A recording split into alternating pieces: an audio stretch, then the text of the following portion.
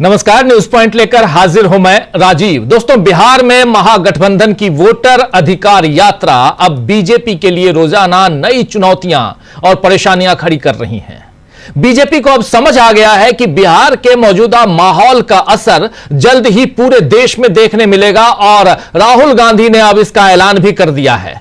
राहुल गांधी ने कहा है कि जल्द ही दूसरे राज्यों में वोट चोरी के सबूत भी पेश होंगे। यानी अभी महादेवपुरा में वोटर लिस्ट की गड़बड़ी को चुनाव आयोग जस्टिफाई नहीं कर पाया है। राहुल गांधी को माफी मांगने या हलफनामा पेश करने की चुनाव आयोग की घुड़की भी बेअसर साबित हुई है और अब राहुल गांधी नए सबूत पेश करने की बात कह रहे हैं। आइए जरा सुन लीजिए राहुल गांधी ने इसी मसले पर क्या कुछ कहा आज जब वो बिहार में वोटर अधिकार यात्रा लेकर निकले थे और सीतामढ़ी में जब संबोधित कर रहे थे, वहां पर अपने समर्थकों के बीच, वहां की जनता के बीच जब भाषण दे रहे थे तो क्या कुछ कहा है इस मसले पे जरा सुनिए। कर्नाटक में हमने सबूत देके दिखाया है कि बीजेपी ने चोरी की है। उससे पहले मैंने नहीं बोला कि बीजेपी और इलेक्शन कमीशन चोरी कर रहे हैं, मगर सबूत के बाद मैंने बोला है। और अब मैं आपको बताना चाहता हूं, और अच्छी तरह बीजेपी के लोग जो ज्यादा चिल्ला रहे हैं ना, आप अच्छी तरह सुन लो। हमने अभी सिर्फ कर्नाटक का सबूत दिया है, हम आने वाले समय में लोकसभा का सबूत देंगे, हरियाणा का सबूत देंगे, बाकी प्रदेशों का सबूत देंगे और यह साबित कर देंगे कि बीजेपी आरएसएस वोट चोरी कर कर चुनाव जीतती है। तो सुन लिया आपने, यहां साफ साफ लोकसभा चुनाव के साथ साथ कर्नाटक की तो बात कर ही रहे हैं, लेकिन हरियाणा और महाराष्ट्र की बात भी कर रहे हैं और कैसे वोट चोरी कर बीजेपी चुनाव जीतती है और कैसे मिली भगत है बीजेपी की चुनाव आयोग के साथ। ये सारी बातें लगातार राहुल गांधी कह रहे हैं और इस पूरे वोटर अधिकार यात्रा में यही बताने समझाने की कोशिश राहुल गांधी कर रहे हैं। राहुल गांधी जिस तल्ख अंदाज में वोट चोरी की मुखालफत कर रहे हैं, उससे जाहिर हो रहा है कि इस मुद्दे पर जब तक पूरी तरह दूध का दूध और पानी का पानी नहीं हो जाता, कांग्रेस या विपक्ष के बाकी दल शांत नहीं बैठने वाले हैं। इस यात्रा में विपक्ष के बाकी नेताओं का शामिल होना जाहिर कर रहा है कि यह लड़ाई अब आर पार की हो चुकी है। ऐसे में बीजेपी फिर नई तिकड़मों में लग गई है। आज ही खबर आई कि बिहार में पाकिस्तान से 3 आतंकवादी घुसे हैं और इन आतंकवादियों के घुसने का पता सुरक्षा एजेंसियों ने लगा लिया। यह बहुत अच्छी बात है, लेकिन पहलगाम में आतंकी कब और कहां से आए, यह क्यों पता नहीं चला था, यह सवाल अब भी कायम है। बहरहाल सुरक्षा एजेंसियों की सतर्कता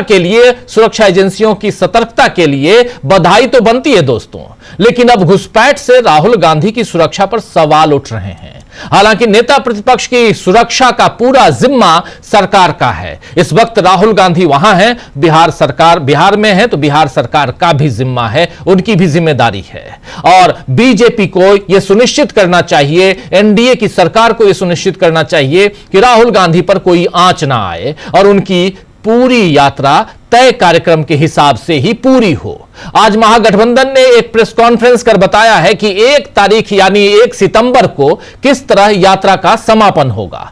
कांग्रेस ने आज प्रेस कॉन्फ्रेंस की और कांग्रेस के मीडिया विभाग के प्रमुख पवन खेड़ा ने बताया कि वोटर अधिकार यात्रा का समापन 1 सितंबर को पटना में विशाल पैदल मार्च से होगा। यह समापन वोट चोरी के खिलाफ एक ऐसे आंदोलन का आरंभ होगा, शुरुआत उसकी होगी जो पूरे देश में फैल चुका है। वहीं वोटर अधिकार यात्रा को एक तीर्थ यात्रा जैसा कहते हुए पवन खेड़ा ने कहा है कि वो बिहार में लोग वोट चोरों को सबसे पहले सजा देंगे और फिर देश के दूसरे राज्य भी उन्हें सजा देंगे। आइए जरा सुन लीजिए पवन खेड़ा को। जो वोट अधिकार यात्रा है, इसका समापन पटना में, बहुत महत्वपूर्ण सूचना है, पटना में एक विशाल पैदल मार्च जुलूस जो शुरू होगा गांधी मैदान की गांधी प्रतिमा से सुबह 11 बजे और अंबेडकर जी की प्रतिमा पर समाप्त होगा। पूरे दिन का ये, जिसमें लाखों लोग शामिल होंगे।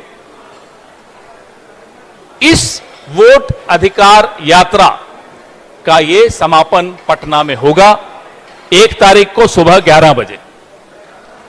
उसके बारे में भी हमारे साथी शशि यादव जी और संजय यादव जी और दीपांकर जी सब आपको बताएंगे। लेकिन वो समापन एक ऐसे आंदोलन, एक ऐसे क्रांति को आरंभ करेगा जो पूरे देश में फैल चुकी होगी। देश भर में ये नारा गूंज रहा है, देश भर में एक चिंता भी है कि साहब ये हमारे साथ हुआ क्या, पिछले 10-11 साल से क्या हो रहा है। और देश भर को अब समझ में आ भी गया है कि अब इनकी चोरी नहीं चलेगी और अब चोर को सजा भी देनी पड़ेगी। सजा सबसे पहले बिहार देगा। तो सुन रहे थे आप यहां पर पवन खेड़ा जो अपनी बात रख रहे थे, इसमें वो ये भी कह रहे हैं उसके असर, इस यात्रा के असर का उल्लेख करते हुए इन्होंने ये भी कहा है कि मैं ये जो यात्रा है, इस यात्रा को मैं तीर्थ यात्रा मानता हूं, क्योंकि एक पावन कार्य है ये यात्रा कि वोट को चोरी से बचाने के लिए महागठबंधन के नेता मेहनत कर रहे हैं। वोट चोरी अब नहीं चलेगी और वोट चोरी की सबसे पहले सजा बिहार देगा। पवन खेड़ा ने यह भी कहा है कि बिहार जो सजा देने वाला है वह सजा पूरा हिंदुस्तान देने वाला है। यह एक तरह से बीजेपी को चुनौती है दोस्तों कि अब वो निष्पक्ष चुनाव की व्यवस्था करे, वरना उसकी पोल विपक्ष जनता के सामने खोल ही चुका है। उधर पश्चिम बंगाल में भी एसआईआर यानी स्पेशल इंटेंसिव रिवीजन जो है, इंटेंसिव रिवीजन सितंबर से शुरू हो रहा है, यानी अगले 2-3 दिनों में शुरू हो रहा है। जैसे ही अगस्त का महीना समाप्त होगा, सितंबर का महीना आएगा और पश्चिम बंगाल में भी इसकी शुरुआत हो जाएगी। इसके लिए राज्य के यानी पश्चिम बंगाल के मुख्य निर्वाचन अधिकारी ने सरकार को चिट्ठी लिख दी है। वहीं ममता बनर्जी ने भी ऐलान कर दिया है कि मैं वोट चोरी अपने जीते जी नहीं होने दूंगी। जी हां, ममता बनर्जी भी साफ साफ कह रही हैं कि मैं वोट चोरी अपने जीते जी नहीं होने दूंगी। इधर हरियाणा में भूपेंद्र हुड्डा ने कहा है कि हरियाणा में चुनावों में हुई धांधलियों का जल्दी ही बड़ा खुलासा सबूतों के साथ किया जाएगा। प्रदेश में विभिन्न विधानसभा क्षेत्रों में मतदाता सूचियों को खंगाला जाने लगा है और उनमें डुप्लीकेट वोट, बोगस वोट, बिना पते के वोट, ये तमाम जो हैं और एक पते पर सामान्य से ज्यादा संख्या में वोट और अन्य अनियमितताओं की जो विस्तृत रिपोर्ट बनाई जा रही है, ये सब कुछ है। इसलिए यहां पर ये सब हम जो तैयारियां वहां हो रही हैं, यानी हरियाणा में जो तैयारियां हो रही हैं, उन तैयारियों का जिक्र कर रहे हैं यहां पर साफ साफ भूपेंद्र हुड्डा। वहीं मणिपुर की बात कर लीजिए थोड़ा सा। मणिपुर में भी कांग्रेस ने नए सिरे से चुनाव कराने की डिमांड रख दी है, मांग की है, क्योंकि बीजेपी और सहयोगियों के पास 55 विधायक होने के बावजूद राष्ट्रपति शासन लागू है। तो कांग्रेस का कहना है कि फिर से चुनाव हो और नई सरकार गठित हो। अलग अलग राज्यों से आ रही है तमाम खबरें मोदी सरकार के लिए चुनौती हैं। और इस बीच दिल्ली में आरएसएस अपने शताब्दी वर्ष के कार्यक्रम कर रहा है। मोहन भागवत कहीं हिंदू राष्ट्र तो कहीं अखंड भारत परिवार की संस्कृति पर बयान दे रहे हैं, तो कहीं अमेरिका से दबाव में आकर, प्रेशर में आकर व्यापार न करने की सलाह भी दे रहे हैं। और यह भी कह रहे हैं अगर संघ चाहता तो कब का बीजेपी का अध्यक्ष नियुक्त कर चुका होता, लेकिन आरएसएस बीजेपी में टांग नहीं अड़ाता है। ये तो आप और हम अच्छी तरह से जानते हैं कि वो कितनी टांग अड़ाता है। आरएसएस तो अपने एजेंडे पर चल रहा है, उसका लक्ष्य भारत को हिंदू राष्ट्र बनाना है, लेकिन क्या मोदी अब संघ के एजेंडे पर चल पाएंगे? अगर वो ऐसा करते हैं तो क्या विपक्ष की चुनौतियों पर टिक पाएंगे? क्योंकि मोहन भागवत कह रहे हैं कि सिर्फ इसी सरकार से नहीं बल्कि दूसरी सरकारों से भी संघ के संबंध अच्छे रहे हैं। यानी मोहन भागवत अगली सरकार के साथ भी अच्छे संबंध बनाए रखने की जुगत में दिखाई दे रहे हैं। सवाल यह है कि क्या बिहार से बदलाव का पैगाम संघ अभी से फील कर रहा है, महसूस कर रहा है? राहुल गांधी पर जिस तरह से बीजेपी हमलावर हो रही है, उससे भी तो यही मैसेज है निकल के आ रहा है कि कहीं ना कहीं एक पैगाम है बदलाव का, एक मैसेज है बदलाव का। उस मैसेज को क्या आरएसएस फील कर रहा है? उस मैसेज को क्या आरएसएस पहले से महसूस कर रहा है? इसलिए कह रहा है कि सरकारें जिसकी भी रही हो, हमारे संबंध उसके साथ अच्छे रहे हैं। तो क्या अब आरएसएस विपक्ष के साथ आने वाला है? आरएसएस क्या राहुल गांधी का साथ देगा? राहुल गांधी तो लगातार हमलावर रहते हैं। चलिए इन तमाम मसलों पे चर्चा करेंगे। हमारे साथ कुछ वरिष्ठ साथी जुड़े हुए हैं, उनसे पहले आपका परिचय करवाता हूं। और सबसे बड़ी बात यहां पे कि अभी से थोड़ी देर बाद मोतिहारी में राहुल गांधी हैं और मोतिहारी में संविधान सभा होने जा रही है। अभी थोड़ी देर बाद होगी। संविधान बचाओ आंदोलन, आप लोग जानते हैं कि 2024 में जो लोकसभा का चुनाव हुआ उस समय संविधान बचाओ काफी चला और उसी कड़ी को, उसी क्रम को आगे बढ़ाते हुए राहुल गांधी चलते रहे हैं। अलग अलग समय में संविधान को लेकर, भारत के संविधान कॉन्स्टिट्यूशन ऑफ इंडिया, उसको लेकर वो कई सभाएं कर चुके हैं और इस वक्त फिर एक सभा करने जा रहे हैं। जब इस कार्यक्रम को हम करते रहेंगे, उनकी सभा की शुरुआत होगी, वहां जो भाषण होगा उसके हिस्से को, उसके अंश को हम आप तक पहुंचाएंगे। हमारे साथ इस वक्त 3 वरिष्ठ साथी जुड़े हुए हैं। सीधे उधर पटना से अनिल कुमार रॉय साहब हमारे साथ जुड़े हुए हैं। अनिल जी, आपका स्वागत है इस कार्यक्रम में। इधर दिल्ली से हमारे 2 साथी हैं, प्रशांत टंडन जी हैं और अमलेंदु उपाध्याय जी हैं। आप दोनों का स्वागत है।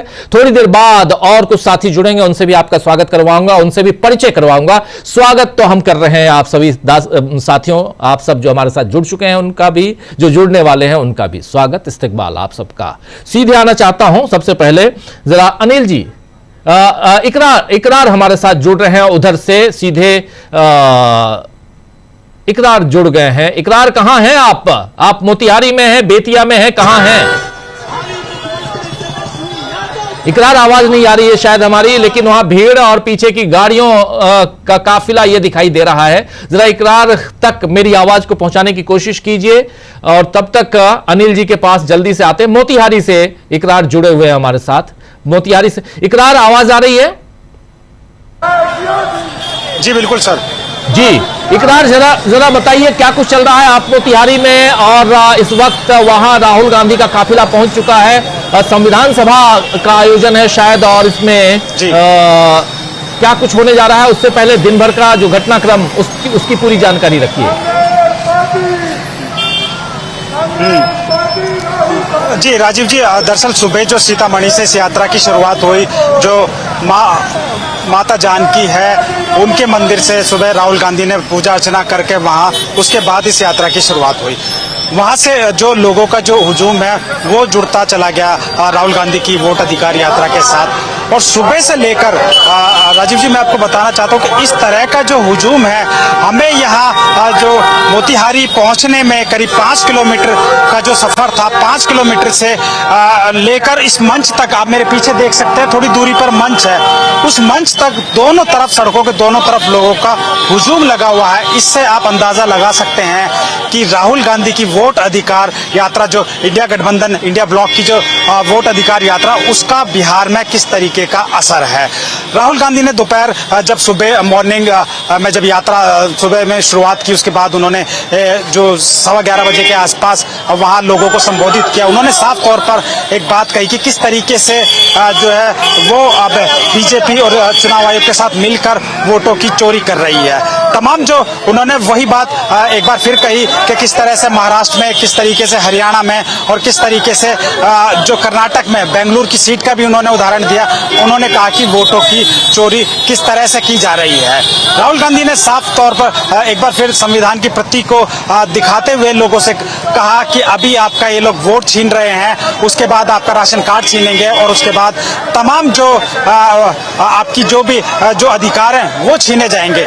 तो राहुल गांधी जिस तरह से इस पहले दिन से 17 अगस्त से इस यात्रा की जब से शुरुआत हुई है, तब से राहुल गांधी एक ही बात कह रहे हैं, और वो जो मैसेज है कि किस तरह से बीजेपी चुनाव आयोग के साथ मिलकर वोट चोरी कर रही है, उसका आम लोगों तक जो पहुंचना है वो शुरू हो गया है। जब यात्रा के दौरान हम जो आम लोग हैं उनसे बात कर रहे हैं, जब बात करते हैं तो वो लोग भी, उन लोगों में भी इस बात को लेकर जागरूकता है कि किस तरीके से जो है सिलसिलेवार बिहार में विधानसभा चुन कर विधानसभाओं में से जो है वो वोट काटे जा रहे हैं। करीब 65 लाख के आसपास जो आंकड़ा है वो वोट काटे जा रहे हैं। तमाम हमें ऐसे लोग मिले जो जिनका ये कहना है कि हम लोग जिंदा हैं लेकिन उसके बावजूद हमारे वोट काट दिए गए। तो एक तरह से जो एनडीए जो इस बात को कह रहा है कि रोहिंग्या, बांग्लादेशी, इन सबको लेकर वो कह रहे कि उन लोगों के वोट काटे जा रहे हैं, जो लोग मर गए, उन सभी बात को जो यहाँ की जो जनता है, आम जनता है, वो बखूबी समझ रही है और उन्हें ये समझ में आ रहा है कि ये सिर्फ और सिर्फ प्लानिंग हो रही है वोट चोरी की। राजीव जी, एक बात मैं आपको और अपडेट करना चाहूंगा कि जो 1 तारीख का जो कार्यक्रम था वो पटना के गांधी मैदान में जो एक जनसभा का कार्यक्रम था, उसमें थोड़ा सा चेंज किया है और चेंज होके अब जो वो कार्यक्रम है वो पदयात्रा में तब्दील हो गया है। उस दिन राहुल गांधी समेत तमाम जो इंडिया गठबंधन के जो तमाम नेता हैं वो उस पदयात्रा में जुड़ेंगे और गांधी मैदान से पदयात्रा शुरू होकर अंबेडकर स्टैच्यू तक जाकर वहां समापन होगा। जी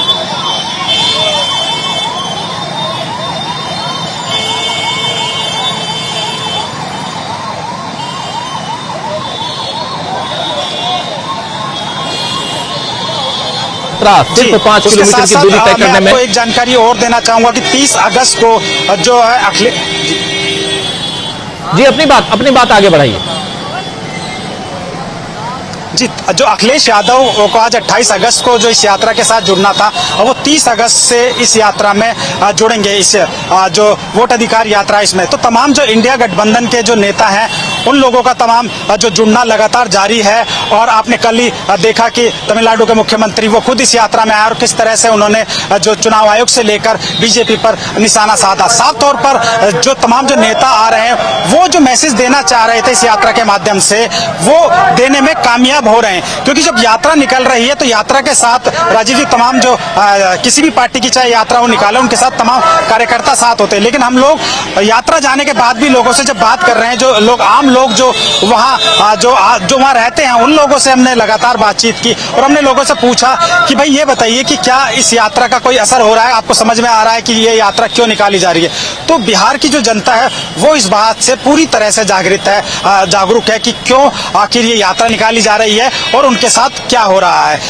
ये खुद जो यात्रा के रूट्स है उसके अलावा भी हम अगर लोगों से जाकर पूछ रहे हैं तो जो मैसेज जो राहुल गांधी इस यात्रा के माध्यम से देना चाह रहे थे वो मैसेज मुझे लगता है कि पहुंचाने में कामयाब हुए। और आज जो सत्याग्रह की जो भूमि है मोतिहारी, यहाँ अभी कुछ देर बाद में राहुल गांधी जो का संबोधन होगा, इसमें यहाँ जो कार्यकर्ता से लेकर आम लोगों का जो हुजूम है, हम आपको बता दें हम 4 से 5 किलोमीटर पैदल चलकर यहाँ आए और 5 किलोमीटर तक सड़क के दोनों तरफ जो कार्यकर्ता तो रहते ही रहते, उसके साथ आम लोग भी राहुल गांधी तेजस्वी यादव की एक झलक पाने के लिए वो बेकरार दिखे। लोग अपने मोबाइल से रील बना रहे हैं, रील का जमाना है, रील बना रहे हैं, फूल बरसा रहे हैं। हमने तमाम यात्राएं कवर की है चाहे किसी भी पार्टी की हो, लेकिन जो एक तरह से जिस तरह से जो मैसेज जो देना चाहते थे राहुल गांधी या कांग्रेस पार्टी या तमाम इंडिया गठबंधन के लोग, मुझे लगता है कि वो मैसेज देने में कामयाब है। आज की अगर आप भीड़ का विजुअल्स देखेंगे तो तमाम चाहे प्रधानमंत्री नरेंद्र मोदी की रैली है, तमाम रैलियों का रिकॉर्ड तोड़ दिया है। इस तरह से लोगों का जो जुड़ना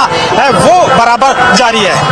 जी बिल्कुल आप हमारे साथ बने रहिए। और जरा ये भी समझना चाहता हूँ क्या तमाम, क्योंकि आपके पीछे गेट है अंधेरे में, मैं तो देख पा रहा हूँ, हमारे दर्शक साथी भी शायद देख पा रहे होंगे, और गेट के अंदर क्या राहुल गांधी और पूरा काफिला जो है तेजस्वी यादव और तमाम नेताओं का काफिला यहां पहुंच चुका है या भी इंतजार है?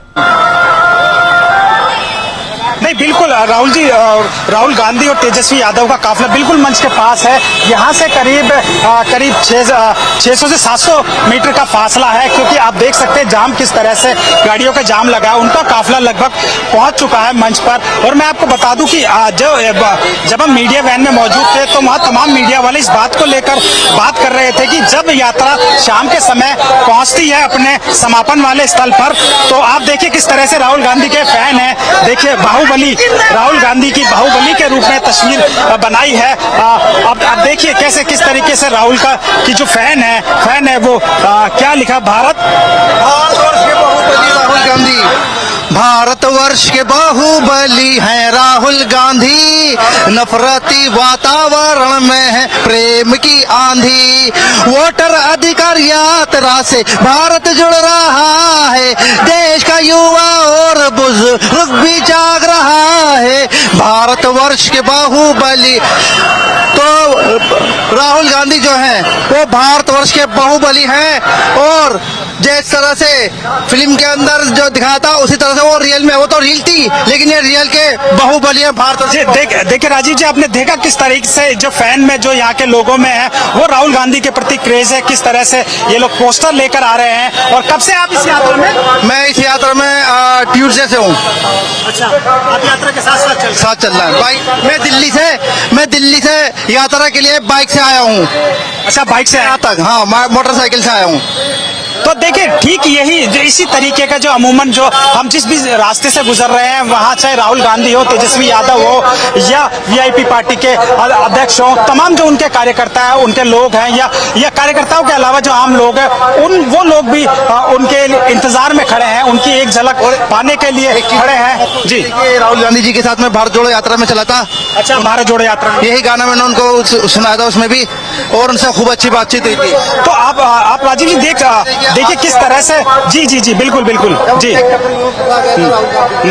जी बिल्कुल बिल्कुल जी राजीव जी, अभी कुछ ही देर में जो है राहुल गांधी का संबोधन शुरू हो जाएगा। वो मंच पर लगभग पहुंच चुके हैं, क्योंकि जाम जो है वो आप जाम देख सकते हैं कि यहाँ से लंबा है, लेकिन काफिला जो है वो मंच के पास पहुंच गया है। अभी कुछ देर पहले पप्पू यादव ने मंच को संबोधित किया था। तो इसी तरीके का जो पूरे दिन जो यात्रा है वो यात्रा लगभग चल रही है, और जो भीड़ आप देख सकते हैं, एक यात्रा ये कोई मैनेज करने वाली, अगर कोई भीड़ को मैनेज किया जाता तो इस तादाद में मैनेज नहीं किया जा सकता, क्योंकि हजारों की तादाद में लोग साथ चल रहे हैं।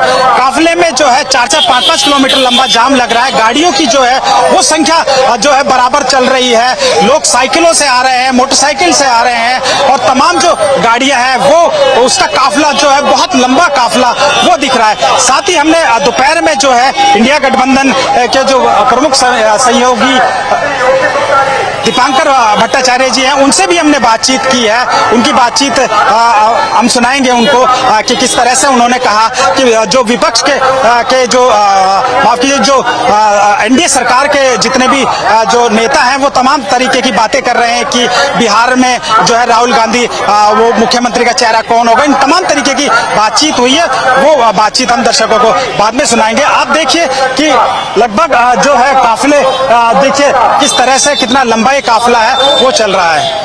ठीक है, आप थोड़ा, अब मैं कहूंगा कि आप लोग अंदर जाइए, जरा मंच तक देखें क्या कुछ हो रहा है। तब तक हम यहां आप अपने तमाम साथियों के बीच आते हैं और उनसे थोड़ी चर्चा इस विषय पे जरूर करना चाहेंगे। बहुत कुछ है आज दिन भर जिस पे चर्चा और इकरार। आप तब तक ये कोशिश कीजिए कि मंच तक आप पहुंच पाएं और वहां क्या कुछ चल रहा है वो हम तक पहुंचाइए, और फिर दोबारा आपको जोड़ते हैं जब तक आप मंच की तरफ बढ़िए। इधर हमारे साथ फर्रा शाकिब जी भी जुड़ गए हैं, अनिल कुमार रॉय साहब जुड़े हुए हैं हमारे साथ जुड़े हुए हैं अमरिंदर उपाध्याय जी, प्रशांत टंडन जी। आप सबका एक बार फिर स्वागत करता हूं। स्वागत इस्तकबाल आप तमाम दोस्त साथी शुभचिंतक आप सबका भी एक बार फिर से। अनिल कुमार रॉय साहब, आपके पास आना चाहता हूं। अभी आप सुन ही रहे थे हमारे साथी इकरार सीधे वही मोतिहारी में है, और इस पूरी जो ये यात्रा है, वोटर अधिकार यात्रा को हमारी टीम कवर कर रही है। बीच बीच में हम पहुंचाते रहते हैं, और फर्रा शाकिब जी भी जुड़े हुए हैं और वो भी इस यात्रा को कवर कर रहे हैं। उनके पास भी आऊंगा, लेकिन अनिल कुमार रॉय साहब, इधर आरएसएस प्रमुख मोहन भागवत कह रहे हैं कि सरकारें किसी की भी हो, हमारे संबंध बहुत अच्छे रहे हैं। क्या पैगाम है ये? निश्चित रूप से राजीव जी, यह उनकी कमर टूट जाने का संदेश है कि उनको अब लगने लगा है कि बीजेपी की सरकार अब बहुत दिन नहीं चल सकती, अब इसके का अंत होने वाला है।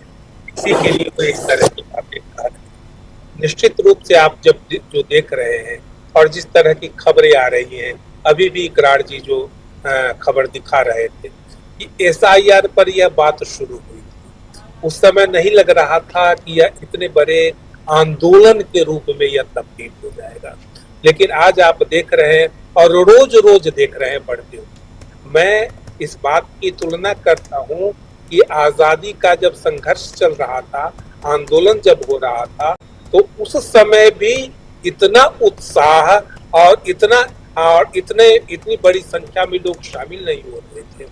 आज आप देख रहे हैं कि कहा जाता है कि 10-10 लाख लोग शामिल हो रहे हैं। तो यह तो एक सैलाब जैसे कहते हैं कि उमड़ रहा है, और यह जन जन तक यह बात पहुंच गई है कि जैसे राहुल गांधी ने कहा भी कि यह केवल वोट चोरी नहीं है, यह राशन चोरी भी है, यह जमीन चोरी भी है, यह आपके सारे अधिकारों की चोरी है। और मैं तो उसमें यह जोड़ना चाहता हूँ कि जो 130वां संशोधन जो लाया जा रहा है वह सत्ता की चोरी। तो इस तरह ये जो बातें हैं लोगों तक पहुंच रही है, लोगों के जहन में यह बातें बैठ रही है कि बात कहीं कुछ गड़बड़ है, और यही कारण है कि लोग उमड़ उमड़ कर, यह तो अद्भुत अद्भुत सैलाब कहा जाता है कि अकल्पनीय यह बात, जिसके लिए यह यात्रा शुरू हुई थी किसी की कल्पना में नहीं था कि इस तरह का होगा। और जो 1 तारीख की बात कही गई है कि 1 तारीख को तो मैं जो अनुमान लगा रहा हूं, और यहाँ पर जो दूसरे राजनीतिक दल उस यात्रा में शामिल नहीं है, वे राजनीतिक दल भी जिस तरह की तैयारी कर रहे हैं 1 तारीख की, तो वो 1 तारीख को पटना में वह सैलाब नहीं, वह सुनामी आने वाला है। और मैं समझता हूं कि पटना की क्षमता नहीं है कि तो बर्दाश्त कर, कि जो क्या कहा गया है कि 3 पाकिस्तानी आतंकवादी घुस गए हैं, जान का खतरा है। राहुल गांधी इसके पहले जो खुली जीप पर चलते थे, बाद में उनको मोतिहारी बंद गाड़ी में ले जाया गया है, वगैरह वगैरह जो बातें, मैं समझता हूं कि ये सब सत्ता की तरफ से की गई साजिशें हैं कि राहुल गांधी रास्ते में जो लोगों से हाथ मिलाते हुए और अपने को दिखाते हुए जो लगातार यात्रा करते थे, यात्रा तय करते थे, उससे वंचित करने का, उससे काटने का यह सरंजाम किया गया है। और मुझे यह भी अंदेशा है कि 1 तारीख को जब पटना में जो रैली होगी उसके मार्ग में, उसके सिलसिले में भी कई तरह की बाधाएं उत्पन्न किए जाने की कोशिश की जाएगी सत्ता की तरफ से, राज्य की तरफ से। लेकिन सबके बावजूद यह बेहिचक कहा जा सकता है कि एक यह अकल्पनीय यह आंदोलन के रूप में यह खड़ा हो गया है और जनमानस तक यह पहुंच गया है। और इसका प्रभाव जिस तरह दूसरे राज्यों के नेता और मुख्यमंत्री यहाँ पर आ रहे हैं, लगातार इसमें शिरकत कर रहे हैं, और राहुल गांधी जिस तरह अपनी बातें कर रहे हैं कि अन्य क्षेत्रों में भी हम जाएंगे, अन्य राज्यों में भी हम जाएंगे और यह पर्दाफाश करें, तो पूरे देश में ये एक बड़े आंदोलन के रूप में खड़ा हो गया है। और दूसरी तरफ वह जो ट्रंप का जो टैरिफ वाला जो है, वह भी उसको उधर डैमेज कर रहा है। यह भी खुलासा हो रहा है कि रूस से तेल खरीद करके हुए अंबानी को फायदा आते हैं, उन सब पे आते हैं अनिल कुमार रॉय साहब, जरा आपको रोकना चाहूंगा और जल्दी जरा बिहार में जो चल रहा है उसको पहले समेटा जाए, और क्योंकि इसके थोड़ी देर बाद राहुल गांधी का भाषण भी शुरू होगा। इन तमाम थोड़ा मंच तक हमारे साथी इकरार पहुंच रहे हैं, वहां से भी बहुत कुछ आप लोगों तक पहुंचाएंगे। आप लोगों से गुजारिश है थोड़ा कम अपने विचारों को रखिए, शॉर्ट में रखने की कोशिश कीजिए। जल्दी से फर्राज शाकिब जी आपके पास आना चाहता हूं। फर्राज जी, लगातार आप इस यात्रा को कवर आप भी कर रहे हैं, क्या कुछ दिख रहा है? और जो बात यहां पे अब एक नई बात कि 3 आतंकवादी दिखे गए, पाकिस्तानी आतंकवादी 3, ये सब कुछ क्लियर हो गया। फटाफट हमारी जांच एजेंसियां देखिए कितनी तालियां बजानी चाहिए, बिल्कुल। लेकिन बात सवाल यह है कि तालियां जो है उस समय क्यों नहीं बजाई गई, उस समय क्यों नहीं बताया गया जब पहलगाम में एक को चुन चुन के मारा गया 26 लोगों को? उस समय क्यों नहीं जांच एजेंसियों को पता चला कि 2 घंटे तक लगातार वहां पर जिस ढंग से ताबड़तोड़ गोलियां बरसाई गई थी, तब हमारी जांच एजेंसियों को पता नहीं चला कि कोई आतंकी घुसाया है? पाकिस्तान का आतंकी बिहार के, और वो भी सीतामढ़ी में पहुंच जाता है। मोतिहारी के रास्ते में राहुल गांधी रहते हैं। राहुल गांधी को जो भी कह रहे थे अनिल कुमार रॉय साहब, राहुल गांधी को सुरक्षा एजेंसियां घेर लेती हैं और कहती हैं कि आप छत पे नहीं रहिए, खुली कार में मत चलिए, आपको बंद कार में चलना है। यह क्या सचमुच ऐसा ही हो रहा है? अगर ऐसा है, राहुल गांधी सुरक्षा घेरे में हैं, सुरक्षा देने का काम है सरकार का, जांच एजेंसियों का, लेकिन एक नेता क्या करेगा? घर में बंद होकर बैठ जाएगा? फिर राजनीति कैसे करेगा? और अभी तक तो कुछ नहीं हो रहा था। अभी जो हमारे साथी और आप खुद फर्राज जी, आप खुद देख रहे हैं कि जो भीड़ उमड़ रही है, क्या इससे डरी हुई है भाजपा? क्या इससे डरी हुई है एनडीए? इसलिए ये एक क्रिएटेड पूरा का पूरा न्यूज है। बहुत बहुत शुक्रिया राजीव भाई।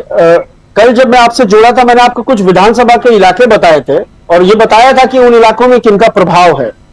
आज मैं बात वहीं से शुरू करता हूं। आज सुबह से राहुल गांधी जी की यात्रा जहां से निकली है, आज मोतिहारी पहुंचने तक राहुल गांधी की यात्रा ने 6 विधानसभा सीटों को कवर किया है, जिसमें रुन्नी सैदपुर है, सीतामढ़ी है, रीगा है, उसके बाद ढाका है, मोतिहारी, और रात को वो सुगौली पहुंच जाएगी। ये मोतिहारी में पहली बार है जब इस पूरी यात्रा में मोतिहारी एक ऐसी जगह है जहां राहुल गांधी की सभा इंडोर रखी गई है। एक ऑडिटोरियम है, बापू सभागार है, सभा वहां हो रही है, ओपन में नहीं हो रही। इन 6 सीटों में से 4 पर भाजपा का कब्जा है, 1 पर जदयू का कब्जा है और 1 पर आरजेडी का कब्जा है। यानी 6 सीटें, जिन 6 विधानसभा सीटों से आज राहुल गांधी की यात्रा निकली है, उनमें से 5 पर मौजूदा दौर में, यानी 2020 का जो चुनाव परिणाम है उसके हिसाब से एनडीए का कब्जा है। राहुल गांधी अभी भी मोतिहारी ओपन जीप पर पहुंचे हैं। ढाका में वो ओपन जीप पर थे, जो ढाका विधानसभा क्षेत्र है जहां से भाजपा के विधायक पवन जायसवाल, वहां से राहुल गांधी ओपन जीप में पहुंचे हैं मोतिहारी। और मोतिहारी के बारे में मैं आपको एक बात और बता देता हूं। इकरार साहब बाहर से गए हैं, वो स्थानीय नहीं, उनको पता नहीं होगा। मैंने जिन कार्यकर्ताओं से बात की है मोतिहारी में, जो कांग्रेस के कार्यकर्ता हैं, जो आरजेडी के कार्यकर्ता, मैं उनकी बात नहीं कर रहा हूं, मैं एक आम आदमी की बात कर रहा हूं। जो मेरी बात हुई है, मोतिहारी में बहुत बड़ी संख्या में वैश्य और राजपूत समाज के लोगों ने इस यात्रा में हिस्सेदारी तय की है। ये वैश्य समाज और राजपूत समाज, जिसको भाजपा अपना वोटर मानती है, राधा मोहन सिंह राजपूत समाज से आते हैं, मोतिहारी से सांसद हैं, अभी अनिल सर बताएंगे आपको। और वैश्य समाज भी काफी बड़ी संख्या में पूर्वी चंपारण जिले में रहता है। तो ये उन लोगों की भीड़ है। और उन्होंने बताया, अभी इस डिबेट में जुड़ने से 10 मिनट पहले, जब यात्रा चल रही थी मोतिहारी में, जब वो ऑडिटोरियम तक नहीं पहुंची थी, मैंने जिन साहब को फोन किया था, उन्होंने बताया कि भीड़ मैंने जिंदगी में ऐसी नहीं देखी है किसी नेता के लिए मोतिहारी शहर में। मतलब लोग, पूरा दूसरा इलाका पूरा खाली है, पूरा दूसरा इलाका। ये नहीं है कि दुकानें बंद करने का आदेश है, ये सब जो मोदी जी की रैली में होता है कि दुकान बंद करिए, स्कूल बंद करिए, फलाना बंद करिए, डिस्पेंसरी बंद कीजिए, गली बंद कीजिए, कूचे बंद कीजिए, बाजार बंद कीजिए, ये नहीं है। सब कुछ खुला है, लेकिन भीड़ जो है ना, वो आवाम की जो भीड़ है ना, वो आ गई है इस रूट में, जिस रूट में राहुल गांधी की यात्रा है। छतौनी बस स्टैंड से आकर के गांधी चौक, और गांधी चौक से फिर वो मोती झील होते हुए सीधा बापू सभागार की तरफ गई है। उस रास्ते पर सैकड़ों बार चला होगा।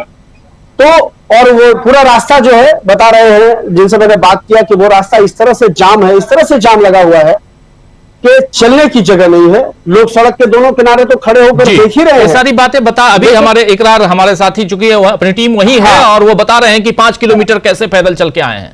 5 किलोमीटर कैसे पैदल, आप सोचिए। मैं उस समीकरण की बता रहा हूं आपको कि राजपूत समाज का बड़ा हिस्सा, बहुत बहुत धन्यवाद, और राजपूत समाज के अलावा वैश्य समाज, जो आमतौर पर भाजपा का वोटर है, वो वोटर जुड़ा है। तो ये सब कुछ एक साथ नहीं हो रहा है।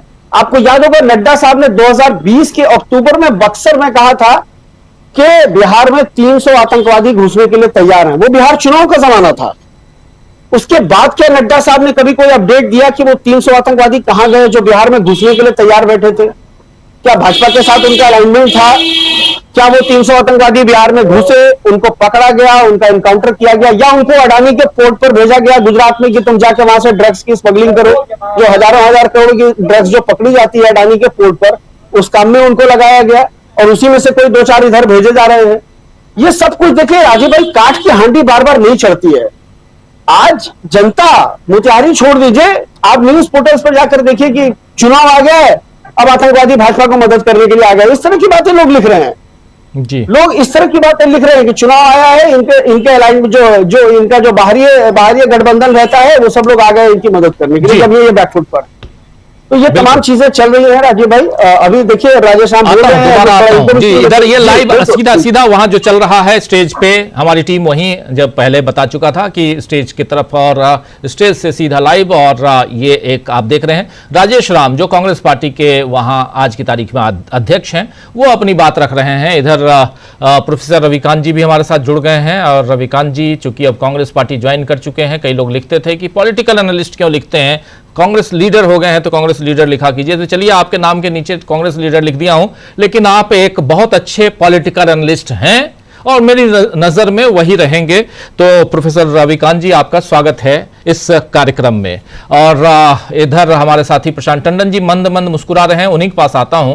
प्रशांत जी, जरा यहां से दिल्ली से शुरुआत करते हैं। मोहन भागवत जी आज 2-3 बातें कह रहे थे। एक बात अभी उन्होंने एक और बात कही है। मोहन भागवत जी कह रहे हैं कि अंग्रेजी एक भाषा है और भाषा सीखने में क्या दिक्कत है। मैं 8वीं की क्लास में था, तब मेरे पिता ने मुझे ऑलिवर ट्विस्ट पढ़ाया। अनेकों अंग्रेजी नॉवेल मैं पढ़ चुका हूं, इससे मेरे हिंदुत्व प्रेम में कोई अंतर नहीं आया। आपको याद होगा कि अमित शाह ने थोड़े दिनों पहले कहा था अंग्रेजी बोलने वालों को शर्म आएगी। अंग्रेजी बोलने वालों की बात हो रही थी और भारतीय जनता पार्टी के ये 2 नेता अंग्रेजी और इसके खिलाफ कई बार बयान दे चुके हैं। भाषा जितनी आप जाने उसमें कोई बुराई नहीं है। 10 भाषा जानिए, 20 भाषा जानिए, क्या बुराई है? जिस देश में जाएं उस भाषा में आप बात करें, इससे बेहतर और क्या हो सकता है? हिंदुस्तान में है या इंडियन से के साथ में आप बात कर रहे हैं, हिंदी में बात कर लीजिए। तमिलनाडु जाते हैं, अगर तमिल आती है तमिल में बात कर लीजिए। आप कर्नाटक जाते हैं, अगर कन्नड़ आती है तो कन्नड़ में बात कर लीजिए, क्या बुराई है? तो यहां अपनी ही यानी बीजेपी को ही आरएसएस आज जितनी बातें हुई हैं वो साफ दिख रही है कि आरएसएस वहां कहीं ना कहीं दबाव बनाते हुए कोशिश, और मोहन भागवत का ये पूरा का पूरा जो उनकी प्रेस कॉन्फ्रेंस हुई है उसमें ये दिखाई दे रही है। लेकिन मैसेज जो है वो विपक्ष की मजबूती का भी है। कैसे देखा जाए? राजीव जी, लाल किले से प्रधानमंत्री मोदी ने कहा कि ये सबसे बड़ी एनजीओ है आरएसएस दुनिया की, और अकेली एनजीओ है, अकेला संगठन है पूरी दुनिया में जिसमें उसका अगला अध्यक्ष कौन होगा ये बंद लिफाफे में पिछला अध्यक्ष छोड़कर जाता है। तो और इनकी कोई रजिस्ट्रेशन नहीं है, ये कोई इनकम टैक्स नहीं भरते हैं, इनका कोई कंप्लायंस नहीं है, कोई कानूनी दायरे में ये आते नहीं, फिर भी एनजीओ हैं। तो हम कोई भी जो एनजीओ चलाता है उससे पूछ लें कि एक एनजीओ को कितने कंप्लायंसेस होते हैं, कितने जगह भरना पड़ता है, उनको सरकार को देना पड़ता है, ऑडिट होता है उसका। खैर, मैं इस एनजीओ पे बात तो करूंगा राजीव जी, लेकिन पहले जरा ये जो 3 आतंकवादी, और किसके आतंकवादी? जैश मोहम्मद के जी। जैश मोहम्मद कहाँ का है संगठन? पाकिस्तान का। ये आतंकवादी कहाँ के हैं वही बता देता हूँ। भावलपुर के हैं, जहाँ पे ऑपरेशन सिंदूर के दौरान हमला किया गया था। दावा किया गया कि उनका हेडक्वार्टर उड़ा दिया गया भावलपुर में। उमरकोट के हैं और रावलपिंडी के हैं। इन सब जगह दावे किए गए कि आतंकवादी नेटवर्क को ध्वस्त कर दिया गया और फोटो जारी हो गई। और बड़ा कोइंसिडेंस ये है, संयोग ये है कि राहुल गांधी और प्रियंका गांधी और तेजस्वी यादव की बुलेट मोटरसाइकिल वाली फोटो या वीडियो जब आए, उसके बाद ये आतंकवादी बिहार तक पहुंच गए, फोटो भी जारी हो गए। ये जब पहलगाम गए थे ये आतंकवादी पाकिस्तान से आके, तो कोई फोटो नहीं जारी हुआ था, तब कोई सूचना नहीं थी। 26 लोगों को उन्होंने गोली से मार दिया था। तो ये अमित शाह का और गृह मंत्रालय का बहुत बड़ा विफलता है, फेलियर है। नरेंद्र मोदी की फेलियर है, राजनाथ सिंह की फेलियर है कि वो कहते हैं कि ऑपरेशन सिंदूर हमने बंद नहीं किया है, जारी है। तो सीज फायर भी आपने कर लिया, तो ये आतंकवादी कब आए पाकिस्तान से? कौन सा बॉर्डर इन्होंने क्रॉस किया? कितने राज्यों से होते हुए बिहार पहुंच गए? पाकिस्तान का तो बॉर्डर बिहार से लगता नहीं। तो अमित शाह क्या कर रहे हैं? भाषण दे रहे हैं केवल। यह ऑपरेशन सिंदूर जिसको कहा जा रहा है कि खत्म हो गया, वो खत्म नहीं हुआ है, केवल हमने रोका है उसको अभी। तो उसकी क्या फाइलें बंद हो गई? क्या इंटेलिजेंस एजेंसीज ने मोबाइल नेटवर्क को ट्रैक करना, चौकसी अपनी इंटरसेप्ट करना बंद कर दिया है? ये कैसे पहुंच गए बिहार तक? ये बड़ी विफलता है।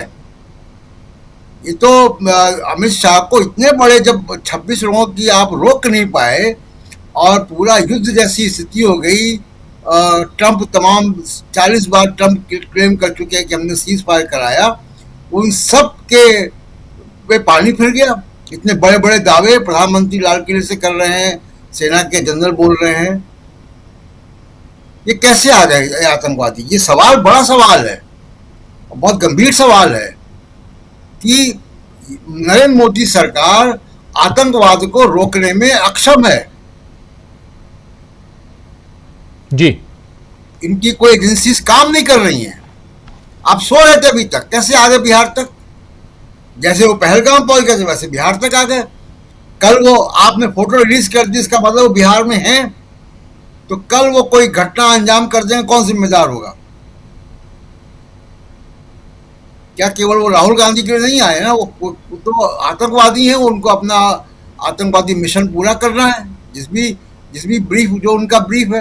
तो आपने कौन से अड्डे इनके ध्वस्त किए थे जैसे मोहम्मद के कि वो इतना पावरफुल हैं कि वो आ गए पाकिस्तान को क्रॉस करके? ये गंभीर सवाल है राजीव। इसका मतलब है कि दावा ही गलत है ना। आपने उनके आतंकी ठिकानों को खत्म कर दिया, ध्वस्त कर दिया, नष्ट कर दिया, और आप कह रहे थे कि अगर किसी भी ढंग की आतंकी गतिविधियां यहां पाई जाएंगी तो सीधे भारत पर हमला माना जाएगा, यानी पाकिस्तान पर हम फिर से ऑपरेशन सिंदूर, जिसको हमने रोका हुआ है, सिर्फ सस्पेंड किया है, उसको फिर हम चालू कर देंगे। तो चालू कर दीजिए। आप सोचिए कि ये भावलपुर का है जिसके पे दावा कर रहे हैं कि आपने ध्वस्त कर दिया उसको।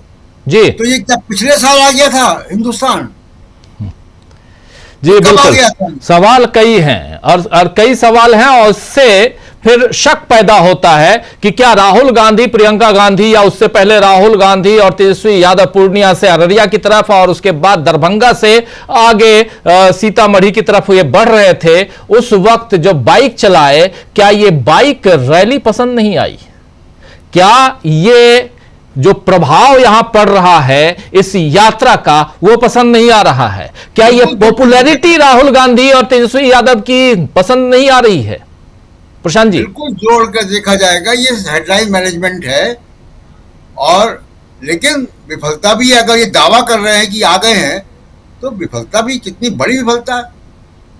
बिल्कुल बिल्कुल, आता हूं दोबारा। इधर लाइव चल रहा है और सीधे आप देख रहे हैं दीपांकर भट्टाचार्य, माले, सीपीआई एमएल, जिसको कहते हैं कम्युनिस्ट पार्टी ऑफ इंडिया, मार्क्सवादी लेनिनवादी, इसके मुखिया, कर्ता धर्ता, और अगर पद के हिसाब से देखा जाए तो जनरल सेक्रेटरी दीपांकर भट्टाचार्य भाषण दे रहे हैं, और ये महागठबंधन का हिस्सा हैं, और शानदार परफॉर्मेंस रहा था इनका लोकसभा चुनाव में भी, बीते हुए लोकसभा चुनाव में, और उससे पहले 2020 के विधानसभा चुनाव में। इस पूरे वाम दलों का गठबंधन का बिहार में एक बड़ा चंक है जो वामपंथी, जहां मजबूती के साथ चुनाव लड़ते हैं, फाइट करते हैं, और इनका भाषण चल रहा है। इनका पॉडकास्ट आपने देखा होगा हमारे स्टूडियो से, मैंने इनका इंटरव्यू किया था, बहुत शानदार पॉडकास्ट था, बहुत शानदार वक्ता हैं, देश दुनिया की अच्छी पकड़ रखते हैं।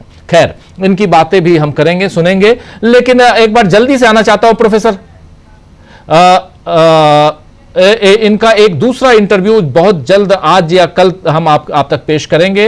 इकरार हमारे साथी आज ही उसी ग्राउंड से इनका इंटरव्यू उन्होंने लेकर भेजा है, जो हम आप तक पहुंचाएंगे वीडियो के रूप में। हमारे साथी प्रोफेसर रविकांत जी जुड़े हुए हैं। रविकांत जी, आपके बारे में बता रहा था कि आप अच्छे पॉलिटिकल एनालिस्ट हैं, लेकिन आपके कुछ ज्यादा चाहने वाले लोग जो है वो बार बार कह रहे थे वो कांग्रेस ज्वाइन कर लिए, आप उनको बैठा रहे हैं, ऊपर से आप लिख भी नहीं रहे हैं कांग्रेस के नेता हैं, कांग्रेस के नेता। मैं बोला चलो लिख देते हैं चार, क्योंकि भाई प्रोग्राम तो मैं अपने लिए करता नहीं हूं, हमारे तमाम दर्शक साथियों के लिए करता हूं, उनकी मर्जी आई, उनके हिसाब से मैं लिख दिया हूं। लेकिन एनालिसिस आपकी निष्पक्ष होती है, मैं उम्मीद यही करूंगा कि एनालिसिस वैसे ही आप निष्पक्षता के साथ करेंगे। चुनाव आयोग से भी यही उम्मीद करता हूं, और सुप्रीम कोर्ट से भी यही उम्मीद करता हूं। पत्रकार भी निष्पक्ष नहीं होता है, मैं ये कह रहा हूं, कोई ना कोई पक्ष जरूर होता है, और मेरा पक्ष विपक्ष का पक्ष है। खुले तौर पे मैं कह रहा हूं, मेरा पक्ष विपक्ष का पक्ष है। आप लोग अपना पक्ष बताएंगे। मेरा पक्ष विपक्ष का पक्ष तब भी रहेगा जब राहुल गांधी कल को हो सकता है प्रधानमंत्री बन जाए, तब भी मेरा पक्ष उस वक्त भी विपक्ष का रहेगा। तो इसीलिए आपके साथ जरा निष्पक्षता के साथ कुछ सवाल लेके आ रहा हूं। सवाल यह है कि जब मोतिहारी में पहुंचे हुए हैं राहुल गांधी, और यह चल रहा है अभी थोड़ी देर में कार्यक्रम इनका, राहुल गांधी का भाषण आएगा, हम पूरे साउंड के साथ लेके आएंगे। लेकिन अभी तक की इस यात्रा में जो एक नया ट्विस्ट है वो यह है कि राहुल की जान पे खतरा है। कैसे देखा जाए? देखिए, पहले तो मैं शुक्रिया अदा करूंगा उन तमाम दोस्तों का जिनकी ये चाहत थी कि भाई लिखा जाए, लेकिन इसमें कोई दो राय नहीं कि जो आप कह रहे हैं कि मैं हमेशा विपक्ष के साथ हूं, और विपक्ष के साथ होने का मतलब है इस देश के नागरिकों के साथ होना, इस देश की जनता की आवाज को बुलंद करना, और वो पक्ष हमारा हमेशा बना रहेगा, आपका भी और मेरा भी। जी, राहुल गांधी जी की इस यात्रा को लेकर के जो आतंकवादी हमले की आशंकाएं जाहिर की जा रही हैं, आश्चर्य है कि ये वो सरकार है जिसने कश्मीर में 370 के खात्मे के बाद और नोटबंदी के बाद ये ऐलान कर दिया था कि आतंकवाद की अब कमर टूट चुकी है, और 3 आतंकवादी घुस आए बिहार बॉर्डर से, तो गृह मंत्री को तो सबसे पहले इस्तीफा देना चाहिए। इतनी असफलता, पहले कश्मीर में पहलगाम होता है और फिर आपकी सुरक्षा एजेंसियां ये दावा कर रही हैं कि साहब बिहार में घुस आए हैं, तो गृह मंत्री फिर कर क्या रहे हैं? ऐसे गैर जिम्मेदाराना गृह मंत्री को सबसे पहले तत्काल प्रभाव से रिजाइन करना चाहिए। नंबर 2, अगर ये कह करके राहुल गांधी जी को डराने की कोशिश हो रही है और जो हुजूम पीछे चल रहा है उस हुजूम को डराने की कोशिश हो रही है, तो वो मुगालते में है। ये वो राहुल गांधी है, और ऑब्वियस है कि उनके परिवार ने जो बलिदान दिया है इस देश के लिए, जो खोया है व्यक्तिगत तौर पर, राहुल गांधी जी अपने पिता को खोया, आतंकवाद के शिकार हुए, वो दादी को खोया। इस देश के सबसे प्रिय नेता अगर कोई आज है तो वो राहुल गांधी जी है, और मुझे लगता है कि बिहार के लोग उनकी सुरक्षा करने के लिए पर्याप्त हैं। सुरक्षा एजेंसियों की अपनी जो आशंका है, राहुल गांधी जी के साथ चलने वाले जो सैनिक हैं वो अपने आप में पर्याप्त है। लेकिन अगर ऐसा कुछ है तो सुरक्षा एजेंसियों को तत्काल ऐसे आतंकवाद, जब आप कह रहे हैं कि 3 घुस गए हैं, तो कहां घुस गए हैं ये कौन पता करेगा? कहां पे है ये कौन पता करेगा? और वो क्यों अभी तक है, ये क्यों सवाल है। लेकिन जो असली मकसद आपका है कि डराना, राहुल गांधी जी जैसा व्यक्ति डरने वाला नहीं है। जिसके साथ देश होता है, देश के लोग खड़े होते हैं, वो डरता नहीं। एक और अभी मैंने देखा आपके ही चैनल पर कि प्रधानमंत्री नरेंद्र मोदी को अपशब्द प्रयोग करने के लिए साहब FIR हो गई है।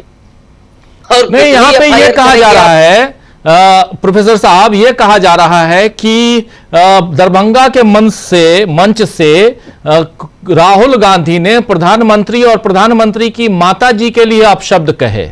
अब माताजी के लिए क्या आपने सुना क्या? अगर किसी साथी ने सुना हो, मैं अपनी टीम से भी कहूंगा कि राहुल गांधी ने प्रधानमंत्री की माताजी के लिए कुछ कहा हो। अमित शाह ने ट्वीट किया है, जरा अमित शाह के ट्वीट को भी मैं चाहूंगा स्क्रीन पे ले आइए, जरा उनके बड़ी जो बातें हैं वो भी देख लेते हैं। और अमित शाह ने भी कहा है, जेपी नड्डा जो बीजेपी के अध्यक्ष हैं उन्होंने भी कहा है। ये दोनों ट्वीट एक एक कर आपके सामने हम लाना चाहेंगे।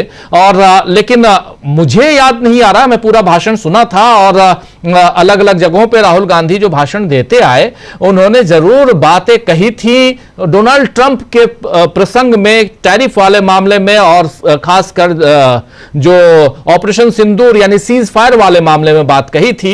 लेकिन यहां पर आप देखिए अमित शाह कह रहे हैं कि बिहार के दरभंगा में माननीय प्रधानमंत्री श्री नरेंद्र मोदी जी और उनकी स्वर्गीय माता जी के लिए कांग्रेस और आरजेडी के मंच से जिस प्रकार गालियों से भरी अभद्र भाषा का प्रयोग किया गया, वो न केवल निंदनीय है बल्कि हमारे लोकतंत्र को भी कलंकित करने वाला है। राहुल गांधी के नेतृत्व में कांग्रेस की राजनीति अपने निम्न स्तर पर आ पहुंची है। उनको यह बर्दाश्त नहीं हो पा रहा है कि कैसे एक गरीब मां का बेटा बीते 11 वर्षों से प्रधानमंत्री पद पर बैठा हुआ है और अपने नेतृत्व में देश को निरंतर आगे ले जा रहा है। यह साफ दर्शाता है कि कांग्रेस पार्टी अपने उस चाल चरित्र में वापस लौट आई है जिसके माध्यम से उसने हमेशा देश की राजनीतिक संस्कृति में जहर घोलने का काम किया। गुजरात के मुख्यमंत्री काल से लेकर आज तक गांधी परिवार ने मोदी जी के खिलाफ नफरत फैलाने में कोई कोर कसर नहीं छोड़ी है, परंतु अब तो इन्होंने मर्यादा की सारी सीमाएं लांघ दी हैं। ये हर मां का, हर बेटे का अपमान है जिसके लिए 140 करोड़ देशवासी उन्हें कभी माफ नहीं करेंगे।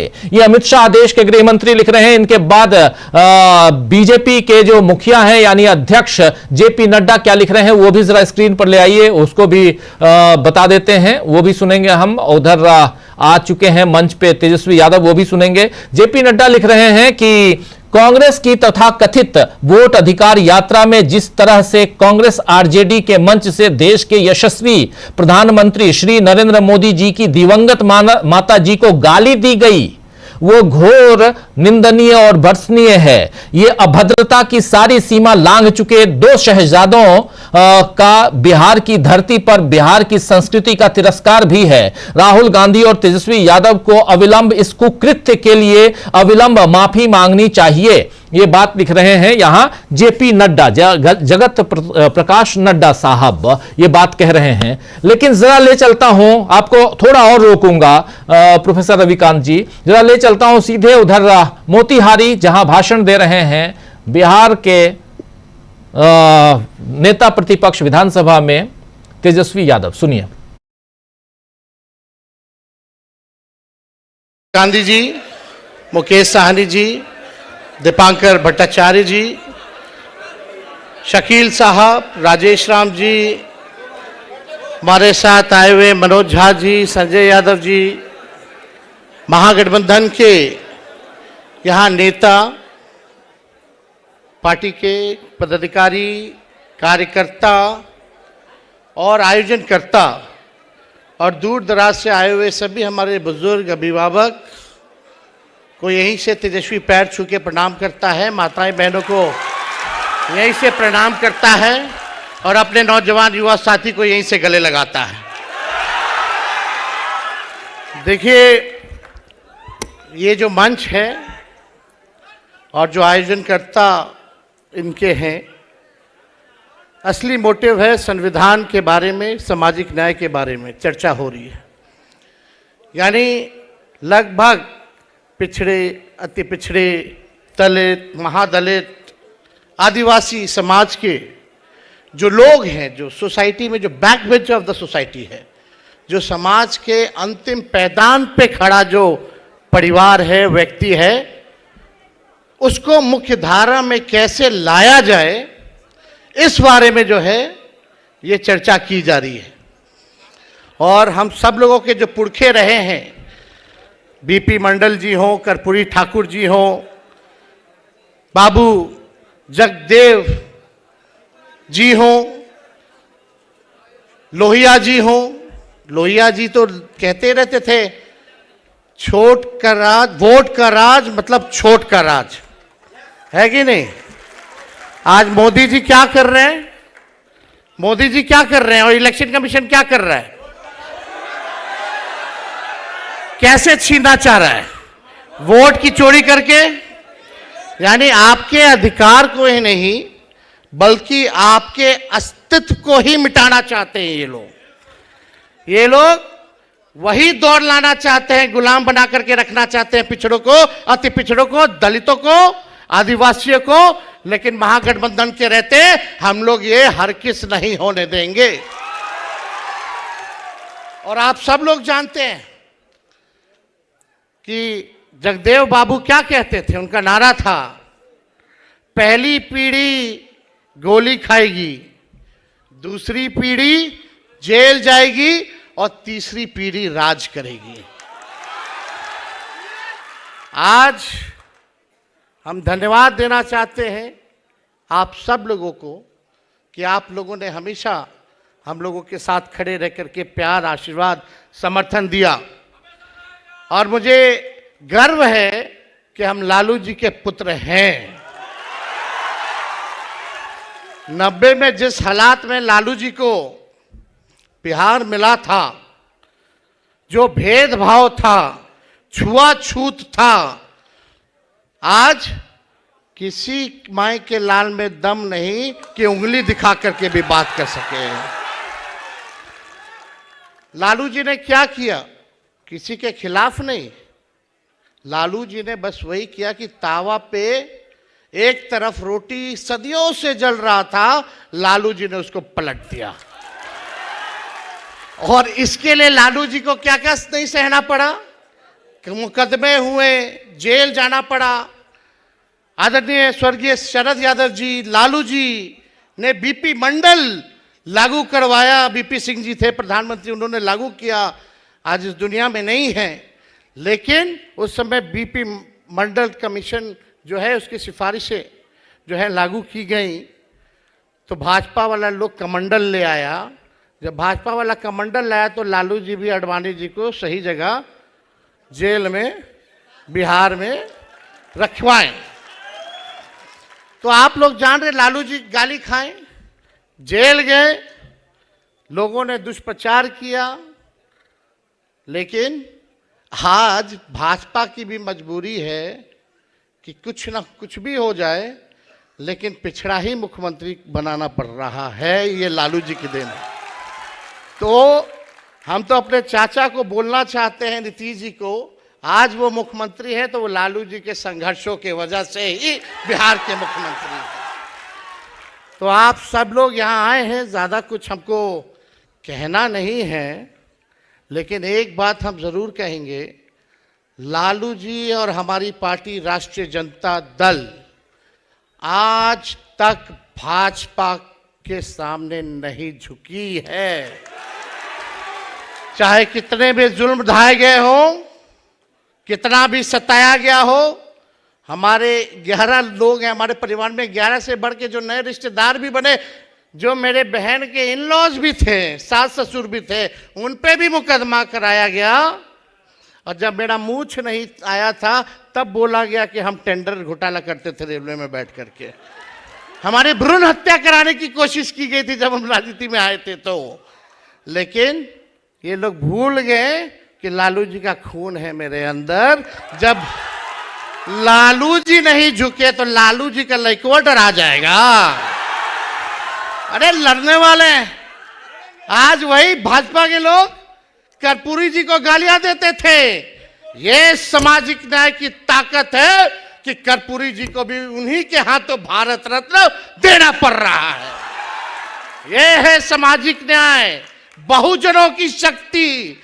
इसलिए भैया लोग एक होइए, नहीं तो आपका अस्तित्व मिटा देगा। अधिकार तो छीन ही रहा।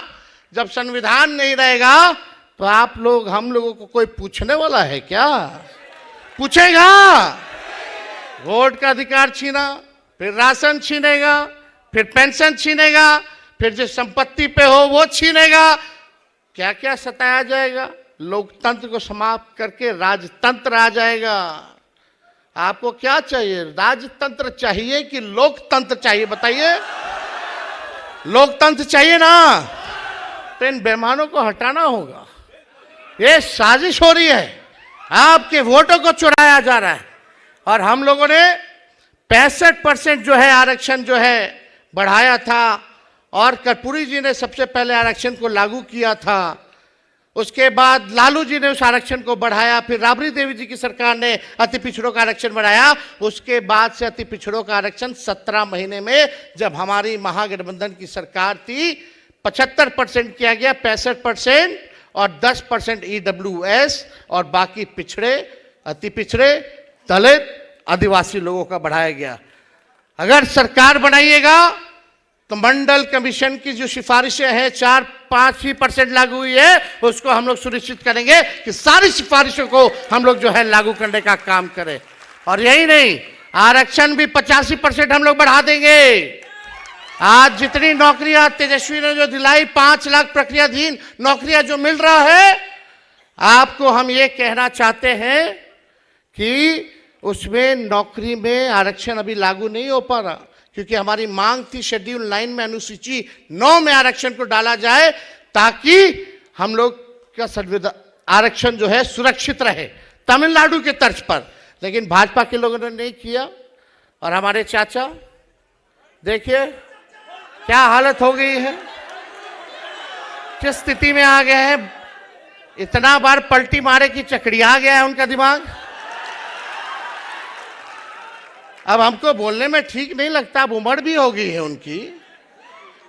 हमारी पूरी संवेदना है, हमारा पूरा उनके ऊपर रिस्पेक्ट है, लेकिन चाचा तो फंस गए, हाईजैक हो गए हैं।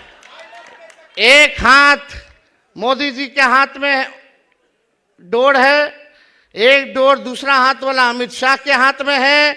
जैसे जैसे करा रहा है वैसे वैसे चाचा करा रहे हैं। अरे नीतीश जी को कभी देखा था कि मोदी जी का पैर जा करके छू रहे हैं?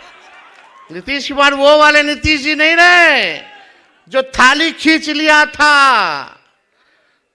अब तो जैसा जैसा डोर है भैया दिल्ली से रिमोट से चल रहे हैं। अब उनका देख लीजिएगा, अंतिम ही चुनाव होगा और उनको बिहार का मुख्यमंत्री कोई नहीं बनाने जा रहा। बेचारे फंस गए, लेकिन अब बिहार बदलाव करेगा। 20 साल पुराना खटारा सरकार लोगों ने देख लिया। अब तेज रफ्तार से तेजी से बिहार को आगे ले जाना है और सामाजिक न्याय के साथ आर्थिक न्याय हम लोगों को करने का काम करना है। 94 लाख बिहार में परिवार है जिसका आय 6,000 से कम है। उन परिवारों के लिए हम लोग 2 लाख वाला जो है योजना लाएंगे। हर एक परिवार को 2 लाख रुपया हम लोग दिलाने का काम करेंगे ताकि गरीबी से उभर सके, एक मौका जो है उन लोगों को जो है मिल सके। तो हम ज़्यादा कुछ नहीं करेंगे, लेकिन भाजपा वाला लोग जिसको सामाजिक न्याय का कौखा गौगा नहीं पता है, कुछ लोग वही हम लोगों को पढ़ा रहे कि सामाजिक न्याय क्या होता है। हम लोगों को पढ़ाने की ज़रूरत है सामाजिक न्याय। कितना लोग अपना झेलता है। तो आप सब लोग यहाँ आए हैं और हम धन्यवाद देना चाहते हैं नेता प्रतिपक्ष लोकसभा के आदरणीय राहुल गांधी जी को कि इस मुद्दे को लगातार जो है लड़ाई लड़ने का काम कर रहे हैं। 2019 में हम लोगों ने यात्रा निकाला था। 2019 में चुनाव से पहले राष्ट्रीय जनता दल ने क्या यात्रा था? संविधान बचाओ, आरक्षण बढ़ाओ। आज जरूरत उसी की है और हम सब लोग मिलकर के इस लड़ाई को लड़ेंगे और लोगों के साथ न्याय करेंगे। मोतिहारी की जनता जिंदाबाद। जय हिंद, जय बिहार। धन्यवाद तेजस्वी जी।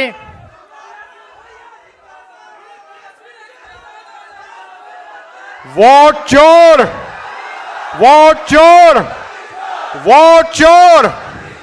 और अब मैं उस न्याय योद्धा को बुलाना चाहता हूं जिसका आप पिछले 6 घंटे से लगातार बेसब्री से इंतजार कर रहे हैं, जो देश के कोने कोने में दलितों, पिछड़ों, आदिवासी, अति पिछड़ों की लड़ाई लड़ता है। और एक शायर ने कहा है कि लब पे आती है दुआ बन के तमन्ना मेरी, जिंदगी शम्मा की सूरत हो खुदाया मेरी, हो मेरा काम गरीबों की हिमायत करना, दर्दमंदों से, ज़ईफों से मोहब्बत करना। न्याय योद्धा राहुल गांधी जी। स्टेज पर इंडिया अलायंस के सारे नेता,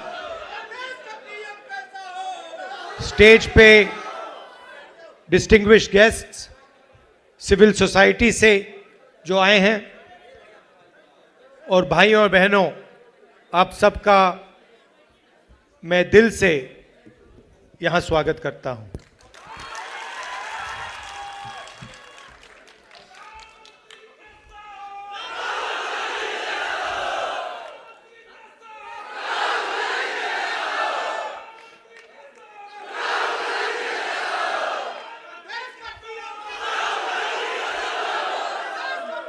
कुछ दिन पहले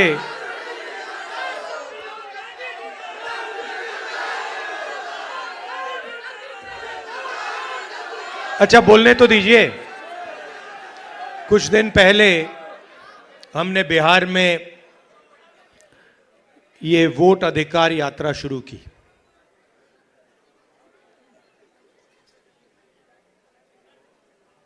ये काफी लंबी कहानी है, क्योंकि कुछ सालों से हमें शक हो रहा था और पूरे देश को शक हो रहा था कि इलेक्शन के सिस्टम में कोई ना कोई गड़बड़ है। लोग कहते थे ईवीएम की बात होती थी, आरएसएस के संगठन की बात होती थी, मगर एक बात दिखने को मिलती थी कि बाकी पार्टियों को एंटी इनकम्बेंसी हो जाती थी, मगर बीजेपी के खिलाफ कभी एंटी इनकम्बेंसी नहीं होती थी। बीजेपी एक बार, दो बार, तीन बार, चार बार, एक के बाद एक चुनाव जीती जाती थी। तो अजीब सा लगता था, मगर हम खुलकर नहीं कह सकते थे क्योंकि सबूत नहीं था। महाराष्ट्र में हमें सबूत मिला। सबूत क्या था? लोकसभा का चुनाव हमारा गठबंधन जीतता है, स्वीप करता है। 4 महीने बाद उसी प्रदेश में, उसी महाराष्ट्र में वही पार्टियां लड़ती हैं। हमारा गठबंधन बीजेपी के गठबंधन के खिलाफ लड़ता है। हमारे गठबंधन का एक भी वोट कम नहीं होता।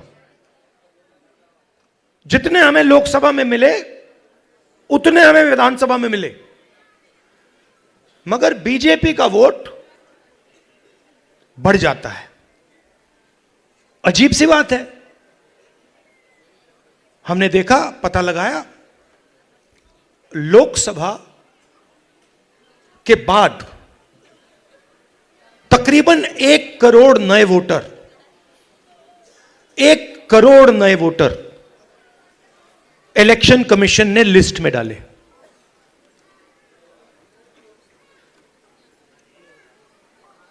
$45 लाख लिस्ट में, और बाकी वोटिंग बढ़ी। सारे के सारे जो वोटर नए वोटर थे, सारे के सारों ने बीजेपी को वोट दिया। और जहां भी नए वोटरों ने बीजेपी को वोट दिया, वहां बीजेपी ने चुनाव जीता। हम गए इलेक्शन कमीशन से, हमने पूछा, बताइए कौन है ये लोग, ये नए वोटर जो हैं, ये टर्नआउट जो बड़ा है, ये कौन है? हमें इनके नाम दीजिए, वोटर लिस्ट दीजिए। कहते नहीं देंगे। फिर हमने उनसे कहा, देखिए इतना वोट पड़ा है, इतना टर्नआउट बढ़ा है, 5:30 बजे के बाद इतने वोट गिरे हैं, हमें आप कैमरा दिखाइए, वीडियो कैमरा दिखाइए, वीडियो फीड दिखाइए। कहते नहीं, हम नहीं दिखाएंगे। फिर क्या करते हैं? कानून बदल देते हैं और 45 दिन के अंदर वीडियो फीड को डिस्ट्रॉय कर देते हैं। फिर हमने कर्नाटक में अपनी टीम से कहा कि देखिए, आप एक लोकसभा चुनिए और उसमें गहराई से देखिए, मैग्नीफाइंग ग्लास को लेके हर पेज को देखिए और बताइए यहां पे हुआ क्या। इलेक्शन कमीशन हमें इलेक्ट्रॉनिक वोटर लिस्ट नहीं देती, तो 8-10 फुट ऊंची बोरी कागजों की, 200-300 किलो की, हमारे 40 लड़कों ने 4 महीने 16 घंटे काम किया। वोटर लिस्ट में एक फोटो को लाखों फोटो से मिलाया, एक नाम को लाखों नामों से मिलाया, एक एड्रेस को बाकी एड्रेसेस से मिलाया, और सच्चाई निकली। सच्चाई क्या थी? सच्चाई थी कि 7 सीटें हैं बेंगलोर सेंट्रल में, 6 कांग्रेस पार्टी जीतती है, 7वीं सीट में एक विधानसभा में 1 लाख फर्जी वोटर, 1 लाख। और जहां फर्जी वोटर थे, जिस असेंबली में फर्जी वोटर थे, वहां बीजेपी जीतती है। वो सारे के सारे 1 लाख जो वोट थे, उसके कारण बीजेपी लोकसभा का चुनाव जीत गई। मैंने प्रेजेंटेशन किया। अच्छा, मैं आपसे एक बात पूछना चाहता हूं, आपका नाम क्या है?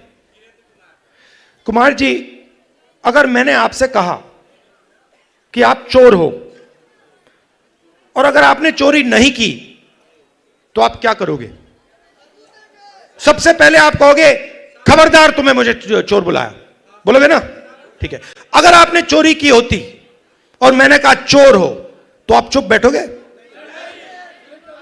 क्यों नहीं बैठेगा? अगर चोरी की है और मैं कहूंगा चोरी की है, बिल्कुल चुप हो जाएगा, एक शब्द नहीं बोलेगा। अगर मैं आरोप लगा रहा हूं प्रधानमंत्री पे हर रोज कि तुम वोट चोर हो, प्रधानमंत्री चुप क्यों है? प्रधानमंत्री एक शब्द क्यों नहीं बोल रहा? क्योंकि प्रधानमंत्री वोट चोर है और वो जानता है कि हमने उसको पकड़ लिया है।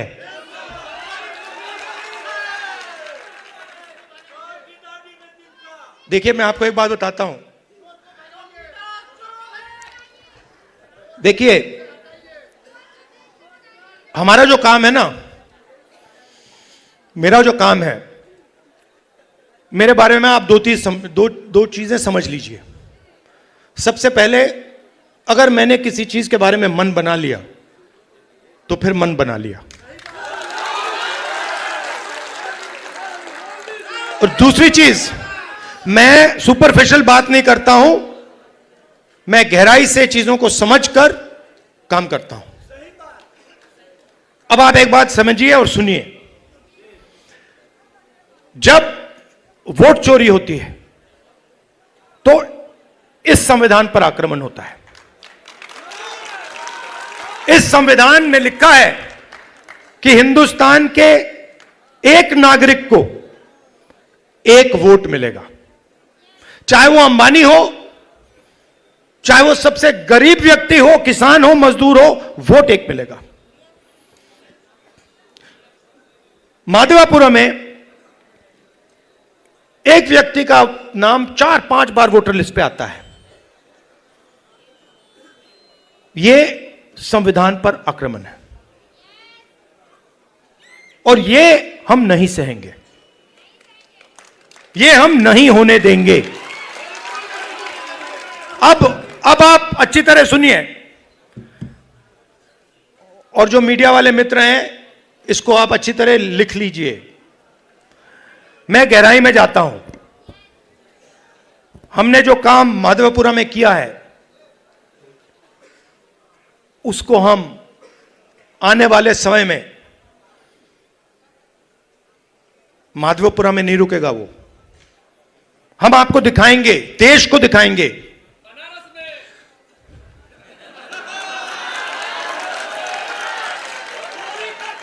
मोदी जी, मैं आपको बता रहा हूं, मोदी जी डरे हुए हैं, क्योंकि मोदी जी को बात समझ आ गई है कि अब चोरी पकड़ी गई है और अब वो भाग नहीं सकते हैं। हम आपको दिखाएंगे कि सिर्फ माधवपुरा में चोरी नहीं हुई है, लोकसभा में चोरी हुई है, हरियाणा में चोरी हुई है, महाराष्ट्र में चोरी हुई है, मध्य प्रदेश में चोरी हुई है, और अब ये बिहार में चोरी करने की कोशिश कर रहे हैं।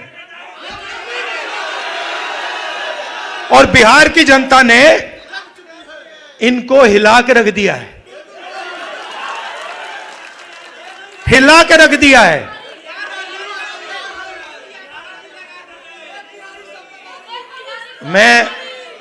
मैं 2-3 बीजेपी के, मैं सुनो, मैं भी बीजेपी के 2-3 एमपीज को जानता हूं। मेरे फोन पे मैसेज आ रहे हैं, आप प्रधानमंत्री को वोट चोर मत कहिए। कैसे मत कहूं भाई, है तो कहना पड़ेगा। अब ये तीर जाके सीधी टारगेट पे लगेगी। आपके गांव के बच्चे, यहां पे तो भैया 6-6 साल के बच्चे बोल रहे हैं वोट चोर वोट चोर वोट चोर, नारा बन गया है। और जो बिहार में शुरू होता है वो पूरे देश में फैलता है, वो रुकता नहीं है। आपने चंपारण में अंग्रेजों से लड़ाई शुरू कर दी, पूरे देश से उनको मिटा के हटा दिया। ये कॉन्स्टिट्यूशन की लड़ाई शुरू कहां हुई थी? चंपारण में ही तो हुई थी, वहीं तो हुई थी। अब इसका लक्ष्य क्या है? ये वोट चोर और संविधान को मिटाना, खत्म क्यों करना चाहते हैं मैं आपको बताता हूं। तेजस्वी जी ने देखिए, हमें बैलेंस चाहिए, बैलेंस चाहिए। मतलब इस देश में अगर एक व्यक्ति को एक वोट मिलता है तो भागीदारी सबको मिलनी चाहिए। और जब हम हिंदुस्तान की संस्थाओं को देखते हैं, और इस बात को पहले मैं इतनी गहराई से नहीं समझता था जितनी आज मैं समझता हूं, जब हम हिंदुस्तान के इंस्टीट्यूशंस को, संस्थाओं को देखते हैं, और कोई भी इंस्टीट्यूशन चुन लो, कॉर्पोरेट इंडिया देख लो, ब्यूरोक्रेसी देख लो, जुडिशरी देख लो, मीडिया देख लो, बॉलीवुड देख लो, जहां भी आप देखोगे वहां पर आपको दलित, अति पिछड़ा, पिछड़ा, आदिवासी और माइनॉरिटी वर्ग नहीं मिलेगा। आप लिस्ट निकालो, अंबानी अदानी की बात होती है, हर कंस्ट्रक्शन प्रोजेक्ट में, हर इंडस्ट्री में, एयरपोर्ट,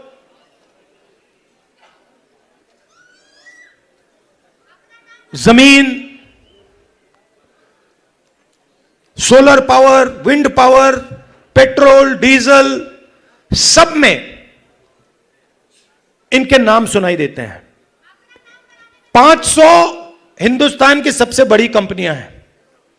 मैं आपसे आज पूछना चाहता हूं, इन 500 में दलित, आदिवासी, पिछड़ा, अति पिछड़ा वर्ग के कितने मालिक हैं? मतलब हिंदुस्तान की पूरी इकोनॉमी में 90% तो है ही नहीं, 90% है ही नहीं। आप जाते हो प्राइवेट अस्पताल में, जाते हो, सरकार का काम आपके स्वास्थ्य और शिक्षा का देखभाल करने का होता है। ये बिजनेसमैन का काम नहीं होता है, ये सरकार का काम होता है कि अगर कोई गरीब व्यक्ति बीमार हो जाए, सरकार की जिम्मेदारी होती है कि हमारा नागरिक है, हमारे देश का नागरिक है, इसकी रक्षा, इसकी प्रोटेक्शन, इसके स्वास्थ्य की प्रोटेक्शन हमें करनी है ना। कॉन्स्टिट्यूशन में यह नहीं लिखा है कि अगर हिंदुस्तान का कोई गरीब व्यक्ति बीमार हो जाए तो उसे मतलब 6, 10, 15 लाख रुपए का बिल दे दो। लिखा है कहीं? नहीं लिखा है। नहीं, वो देखिए, मगर मैं उससे पहले एक सवाल पूछ रहा हूं। प्राइवेट अस्पतालों की लिस्ट निकालिए। ये बड़े बड़े अस्पताल हैं जहां आप लोग जाते हो, जहां आपके जेब से लाखों रुपए निकलता है, इनके मालिकों की लिस्ट निकालिए और मुझे वहां दिखा दीजिए दलित कौन है, आदिवासी कौन है, पिछड़ा कौन है, अति पिछड़ा कौन है, माइनॉरिटी का नाम, वहां नाम दिखा दो। अच्छा ठीक है, आप कहोगे नहीं भैया हमें स्वास्थ्य के कुछ लेना देना नहीं, तो फिर मैं कहूंगा ठीक है भैया शिक्षा के देख लेते हैं, इंजीनियरिंग कॉलेजेस देख लेते हैं, यूनिवर्सिटीज देख लेते हैं, प्राइवेट यूनिवर्सिटीज, कॉलेजेस जहां आपको लाखों रुपए देने पड़ते हैं अपनी जेब से अपने बच्चों को पढ़ाने के लिए, खेत बेच के। फिर मुझे बताओ उनके मालिकों की लिस्ट में बता दो कौन सा है, मतलब अति पिछड़ा कौन है वहां पे बैठा हुआ। तो आप 90% हो, अब ठीक है, अगर आप सब मिलाकर 2% होते तो मैं कहता ठीक है भैया, आप 2% हो, बात वहां खत्म हो जाए। मगर आप तो मेजोरिटी में 90% हो। आप 90% की भागीदारी हिंदुस्तान में है ही नहीं। कर्नाटक, तेलंगाना में हमने जाति जनगणना किया, आप हैरान हो जाओगे। सारे के सारे जो गवर्नमेंट के कॉन्ट्रैक्ट हैं, छोटे से लेकर बड़े, उनमें कोई अति पिछड़ा नहीं है, कोई दलित नहीं, कोई आदिवासी नहीं, कोई पिछड़ा वर्ग का नहीं। आप राजनीति कैसे करोगे? मतलब पूरी की पूरी फंडिंग आपके हाथ में नहीं है, कॉर्पोरेट इंडिया नहीं है, अस्पताल नहीं है। अच्छा ठीक है, आपको यह सब नहीं चाहिए, मीडिया देख लो, मुझे नाम बताओ। मैं देखिए, मैं बड़े प्यार से बोल रहा हूं, मैं बड़े प्यार से बोल रहा हूं, भागीदारी तो होनी चाहिए। ये ओपिनियन बनाते हैं, ये लोग ओपिनियन बनाते हैं। नहीं, वो आपने बोला सबसे खराब आज तक है, मगर मुझे ये बताओ, एंकर्स में से मालिकों में से मुझे अति पिछड़ा नाम बता दो, मुझे दलित नाम बता दो, छोड़ो अति पिछड़ा, छोड़ो दलित बता दो, पिछड़ा बता दो। नहीं है तो कॉर्पोरेट इंडिया उधर नहीं हो, आप मीडिया में नहीं हो। अच्छा बॉलीवुड की बात करते हैं, वहां पे नाम बता दो, एक वहां बता दो, है ही नहीं, बहुत कम, क्या है ही नहीं। तो इसीलिए मेरी सोच है कि दो चीज से शुरुआत होगी। सबसे पहली चीज नेशनल लेवल पर जाति जनगणना, जिससे सबको पता लग जाएगा कि भैया हमारी इतनी भागीदारी है इस देश में। और तेलंगाना में हमने बहुत गहराई से किया है, सवाल पब्लिक से पूछ के हमने लिए हैं, दलित एसोसिएशन से हमने पूछकर उनसे कहा कि भैया आप बताओ हमें क्या पूछना चाहिए। ईपीसी एसोसिएशन से हमने पूछकर भैया आप बताओ हमें सवाल कौन से पूछने चाहिए। तो एक सेकंड, दूसरी बात, जो ये 50% की दीवार है रिजर्वेशन की, मैं आपको गारंटी करके कह रहा हूं, इसको तो हम चूरा चूरा करके फेंक देंगे उठा के। और ये देखिए, ये पहले 2 कदम हैं। आप ये मत सोचिए कि इसके बाद हम बात छोड़ देंगे। ये जाति जनगणना से हमें एक विकास का एक नया मॉडल मिलेगा, वो शुरुआत होगी। मगर हमारा लक्ष्य है कि देश में बैलेंस होना चाहिए, सब लोगों को इस देश में जगह मिलनी चाहिए, कोई भी हो, अपर कास्ट हो, दलित हो, अति पिछड़ा हो, माइनॉरिटी हो, सबको जगह मिलनी चाहिए और सबकी इज्जत होनी चाहिए। और मोहब्बत की दुकान, मतलब नफरत नहीं, प्यार से, बिना नफरत, बिना हिंसा, सबको लेकर देश की जो पूरी शक्ति है, जो देश के हर लोग में, हर व्यक्ति में है, उस पूरी शक्ति का हमें प्रयोग कर कर देश को आगे ले जाना है। मगर यह सब नहीं हो सकता अगर ये लोग वोट चोरी कर लेंगे। इसीलिए हम वोट अधिकार यात्रा यहां शुरू की और आपने हमें इतनी मदद की। आप सबका दिल से धन्यवाद करता हूं कि आपने अपनी पूरी एनर्जी इस यात्रा में डाली। धन्यवाद, नमस्कार। तो सुन रहे थे यहां राहुल गांधी और उनसे पहले तेजस्वी यादव। राहुल गांधी ने जो बातें कही हैं अब रिपीट करने की जरूरत नहीं है, लेकिन सीधा आना चाहता हूं। पहले प्रोफेसर साहब आप अपनी बात रख रहे थे, अब जरा इस पूरे घटनाक्रम के बाद, इस भाषण के बाद और संविधान बचाओ यात्रा जो इनकी रही है और उसी का एक हिस्सा यहां दिखाई दे रहा है, और दिखाई क्या, बिल्कुल वैसे ही यहां किया गया। लेकिन आज जबकि अब चुनाव से पहले और वोटर अधिकार यात्रा और इस पूरी यात्रा में हम लोग देख रहे हैं कि संविधान का जिक्र भी बार बार आ रहा है। आपकी टिप्पणी? देखिए राजीव जी, वोट चोरी का मसला सीधे संविधान की सुरक्षा से जुड़ा हुआ है। भारत के संविधान ने वयस्क मताधिकार दिया। दुनिया के, यहां तक कि यूरोप के देशों में भी सार्वभौमिक वयस्क मताधिकार हासिल करने में दशकों लग गए। महिलाओं को और जो कमजोर तबके थे उनको, लेकिन डॉक्टर अंबेडकर ने, नेहरू जी ने, गांधी जी ने संविधान सभा में, और संविधान सभा के करीब 300 लोग थे, बड़े विद्वान लोग थे, उन लोगों ने सर्वसम्मति से इस देश में सार्वभौमिक वयस्क मताधिकार स्थापित किया। चाहे वो आदिवासी हो, सुदूर जंगल में रहने वाले, पहाड़ों में रहने वाले, या वो दलित हो जो बेहद कमजोर आर्थिक और सामाजिक स्थिति वाले, वो महिलाएं जो पितृसत्ताक के वजह से घरों की दहलीज के भीतर ही बंद थी, जिनके नाम भी नहीं होते थे।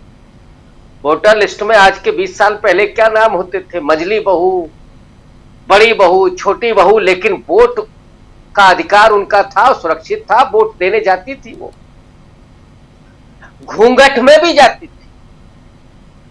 लेकिन आज जो चुनाव आयोग है वो इतनी निर्लज्जता के साथ कह रहा है कि नहीं साहब, हम वीडियो फुटेज नहीं दे सकते। क्यों? क्योंकि इससे उनकी जो पर्सनल लाइफ है, जो ठीक है, संविधान का आर्टिकल 21 जीवन की प्राइवेसी की बात करता है, लेकिन किसी ने रोका है क्या कि आप मत दीजिए? चुनाव आयोग क्यों इस बात को कह रहा है? किसने कहा है कि साहब आप मत दीजिए? लेकिन जब आप चोरी कर रहे हैं, और राहुल गांधी जी ने क्या कहा शुरू में, और अब ये मसला सिर्फ चुनाव आयोग तक नहीं रह गया है, आज तो सीधा हमला प्रधानमंत्री पर बोला। राहुल जी ने बहुत स्पष्ट कहा कि जो चोर होता है वही खामोश रहता है। हम में से ज्यादातर लोगों ने कुत्तों के बच्चे खिलाए होंगे राजीव जी। मैं आपको बहुत गांव का उदाहरण दे देता हूं। तो जो कुत्तों के पिल्ले होते थे, उनके कान पकड़ के हम लोग उठाते थे कि जो चोर होगा वो बोलेगा नहीं। वही हालत है। राहुल गांधी जी तो लगातार कह रहे हैं कि प्रधानमंत्री चोर है, वोट चोरी कर रहे हैं, लेकिन काहे नहीं बोल रहे जी? अब नहीं बोल रहे तो इसका मतलब है कि आपने चोरी की है। अब चोरी की है तो फिर जाओगे कहां? और ये वोट चोरी पैसे की चोरी भी नहीं है। मोदी जी तो इधर कहने लगे हैं कि पैसा सफेद हो काला हो, हमें स्वदेशी का मतलब यही है कि बस प्रोडक्शन कैसे भी हो। अरे साहब, आए तो थे ये कह करके कि काला धन हम विदेश से वापस लाएंगे, लेकिन नीरव मोदी, मेहुल चोकसी तमाम भाग गए यहां से लेकर के। मोदी जी ने कोई जवाब नहीं दिया। और अब ये चोरी नहीं चलेगी। ये लोगों के बुनियादी अधिकार का मामला है, मौलिक अधिकार का मामला है। जिस अधिकार ने इस देश के दलितों, पिछड़ों, वंचितों को, महिलाओं को इस देश का नागरिक बनाया, सम्मानित नागरिक बनाया, ये अधिकार कोई उनसे छीन नहीं सकता। और अगर छीनेगा तो जो हुजूम आप देख रहे हैं सड़क पर, अभी तो ये अंगड़ाई है, आगे देखते जाइए राजीव जी क्या होता है। अगर ये चोरी नहीं रुकती है तो फिर सड़क पर संघर्ष भी होता है। और ये चंपारण की धरती है बिहार की, जहां गांधी जी पहुंचते हैं और स्वाधीनता आंदोलन जन आंदोलन बनता है। वहां की महिलाएं निकल करके आई थी। वीर कुंवर सिंह को याद कीजिए, 1857 की आजादी। तो अभी तो ये आजादी की लड़ाई लड़ी जानी है। इसलिए चोरों को थोड़ा सतर्क हो जाना चाहिए, वरना उनकी जगह असली कहां होती है। वो इस देश में बहुत सारी नामी जगह है ऐसी, तो बेहतर है कि जल्दी संभल जाए, अदरवाइज आगे की कार्रवाई आप और हम सब देखेंगे। राजीव जी।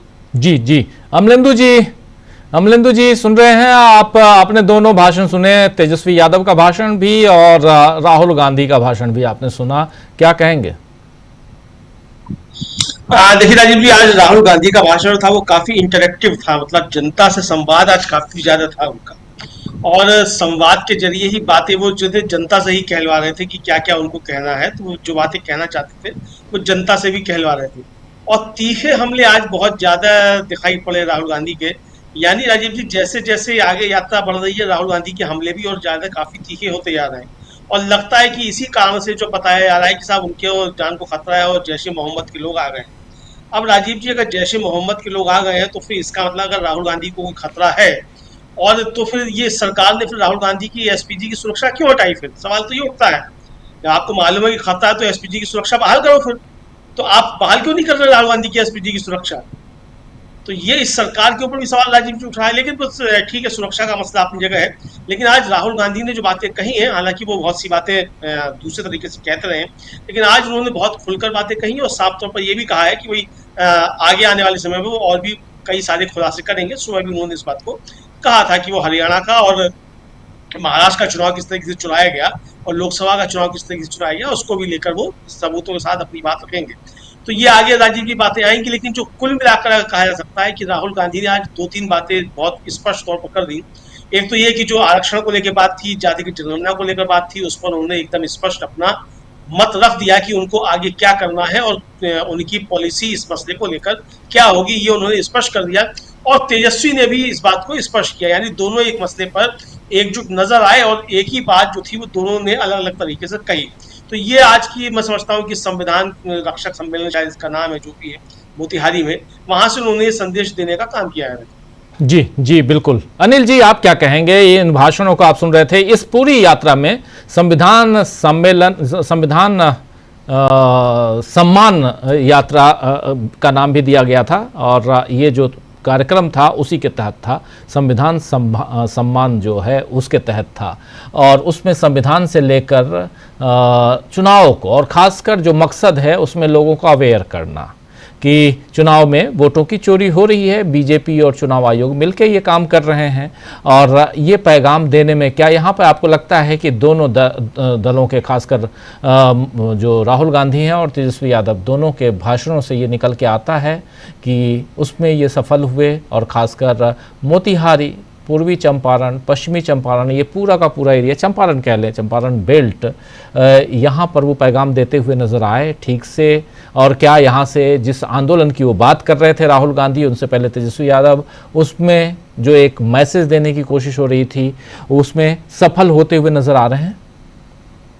निश्चित रूप से राजीव जी, चंपारण एक प्रतीकात्मक जगह भी है और वहाँ पर जो संदेश जिस स्पष्टता और जिस तेवर के साथ उन्होंने दिया और जिस उमड़ते हुए जन सैलाब के बीच उन्होंने दिया, वह बहुत मायने रखता है, वह बहुत अर्थ रखता है।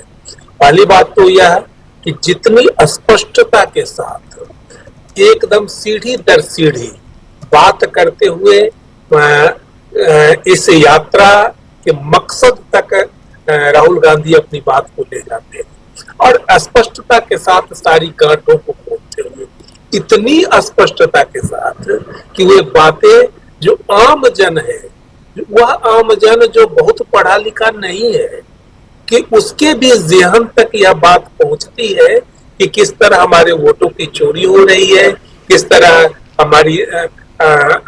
हमारे हाथ में जो हमारे द्वारा जो सत्ता निर्मित की जानी चाहिए उसकी चोरी हो रही है, लोगों तक यह बात पहुंच रही है। तो सब मिलाकर के मैं यह कहना चाहता हूँ कि दोनों का, तेजस्वी जी का भी और राहुल गांधी का भी, राहुल गांधी जी का तो भाषण बहुत इफेक्टिव और बहुत इम्प्रेसिव, बहुत लाजवाब भाषण आज का हुआ था। ये बहुत ही प्रभावशाली लोगों पर प्रभाव डालने वाला रहा है। जी जी बिल्कुल। प्रशांत जी आप क्या कहेंगे? देखिए, दोनों भाषणों को अगर आप देखिए तो उसमें जो कनेक्टिंग थ्रेड है तेजस्वी यादव और राहुल गांधी के भाषण का, तो उससे आपको एक संकेत मिल रहा है कि ये पूरा मामला या आंदोलन अब ये वोट चोरी से थोड़ा आगे जा रहा है और सोशल जस्टिस जो का मामला जो है वो अब जोर पकड़ रहा है। तो वोट चोरी क्यों हो रही है या ये SIR चुनाव आयोग क्यों करवा रहा है, उसकी मूल वजह यही है। ये जो भीड़ आप देख रहे हैं उसकी मूल वजह वही है कि अब एक नई चेतना जो है वो आई है, चाहे वो दलित वर्ग हो, चाहे वो OBC हो या महादलित हो या ट्राइबल हो, उन सब में आई है। और उसी को आप देखिए कि वोट जो कटे हैं, जो 65 लाख लोगों के वोट कट रहे हैं, जिनको डिफिकल्टी आ रही है, वो कौन लोग हैं? वो वही वंचित समाज के लोग हैं जिनको हटाना है। और इसमें कोई गलतफहमी किसी को नहीं होनी चाहिए कि RSS का सिर्फ एक मूल मंत्र है मनुवाद की स्थापना, सिर्फ, और नरेंद्र मोदी प्रधानमंत्री के तौर पे उसको एग्जीक्यूट करते हैं। वो उसके चीफ एग्जीक्यूटिंग ऑफिसर हैं। इसीलिए तो सामाजिक न्याय का मामला जहां जहां जैसे तेज होगा वैसे वैसे परेशानी होगी, और वो परेशानी जैसे मोहम्मद की आतंकवादियों को भी होगी। इसीलिए वो आ गए पटना में, बकौल सूत्रों के हवाले से जो खबरें आ रही हैं। तो ये बहुत इंपॉर्टेंट बात है कि अब, क्योंकि एक आंदोलन राजीव जी बहुत सारे वैल्यूज को, चेतना को समाज में पैदा करता है, और बिहार में ये चेतना पैदा हो रही है जो बाकी जगह भी जाएगी। और एक जो मोहन भागवत जी की बात मैंने कहा था कि मैं करूंगा, देखिए जोधपुर में 5 तारीख से RSS का सम्मेलन हो रहा है। तो मोहन भागवत जी जो इशारा कर रहे हैं कि RSS चाहती तो बीजेपी का प्रेसिडेंट अब तक हो जाता, तो यानी बीजेपी का नया प्रेसिडेंट नहीं है और होना चाहिए, वो जोर दे रहे हैं इस बात को। और जोधपुर में यही बड़ा एक एजेंडा है कि बीजेपी का अगला प्रेसिडेंट कौन होगा। बहुत तकरार है मोदी और अमित शाह में, और RSS बिल्कुल चाह रही है कि अब रबर स्टैंप जो है वो बीजेपी प्रेसिडेंट ना हो, ये गुजराती कंपनी का कोई लॉयलिस्ट ना हो, उनके तमाम नाम रिजेक्ट कर दिए जाते हैं। ये मोहन भागवत की मिशन है, उसमें वो कितना कामयाब होते हैं नहीं होते हैं, गुजराती लॉबी कामयाब होती है, देखेंगे हम लोग। और एक आखिरी बात, देखिए ये जो जिस मीडिया की तरफ भी इशारा कर रहे हैं, गोदी मीडिया, नफरत फैलाने वाला, आप सोचिए कोई प्रधानमंत्री होता है इस देश का, कोई भी, अगर अमेरिका 50% टैरिफ लगा देता, रुपया लगभग $88 के आसपास पहुंच जाता, अमेरिका का प्रेसिडेंट लगातार 40-40 बार कहे कि सीज फायर उसने करवाया, ये मीडिया हिंदू मुसलमान कर रहा, ये सवाल नहीं पूछ रहा सरकार से। और अब आप देखिए कि स्थिति यह है विदेश नीति की कि एक मर्करी नाम का लॉबिंग ग्रुप है अमेरिका में, जिसको भारत सरकार 65 लाख रुपए महीना दे रही है जनता के टैक्स से, कि ट्रंप जी को नरम करने के लिए टैरिफ के मामले पे, और वो पैसा उनको जा रहा है लॉबिंग एजेंसीज को। उसके बाद भी ट्रंप बोल रहा है, JD वेंस बोल रहा है, उनके तमाम मंत्री बोल रहे हैं।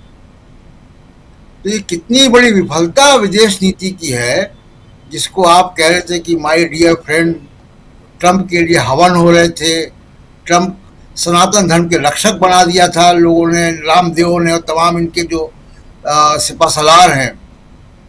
अब वो 50% का टैरिफ है, तमाम इंडस्ट्री हमारी जो है वो संकट में है, लोगों की नौकरियां जाएंगी, फैक्ट्रियां बंद होंगी, और सवाल मीडिया नहीं पूछ रहा है जी। ये मीडिया जो इनका मीडिया है वो हिंदू मुसलमान में लगा हुआ है। क्यों लगा हुआ हिंदू मुसलमान में?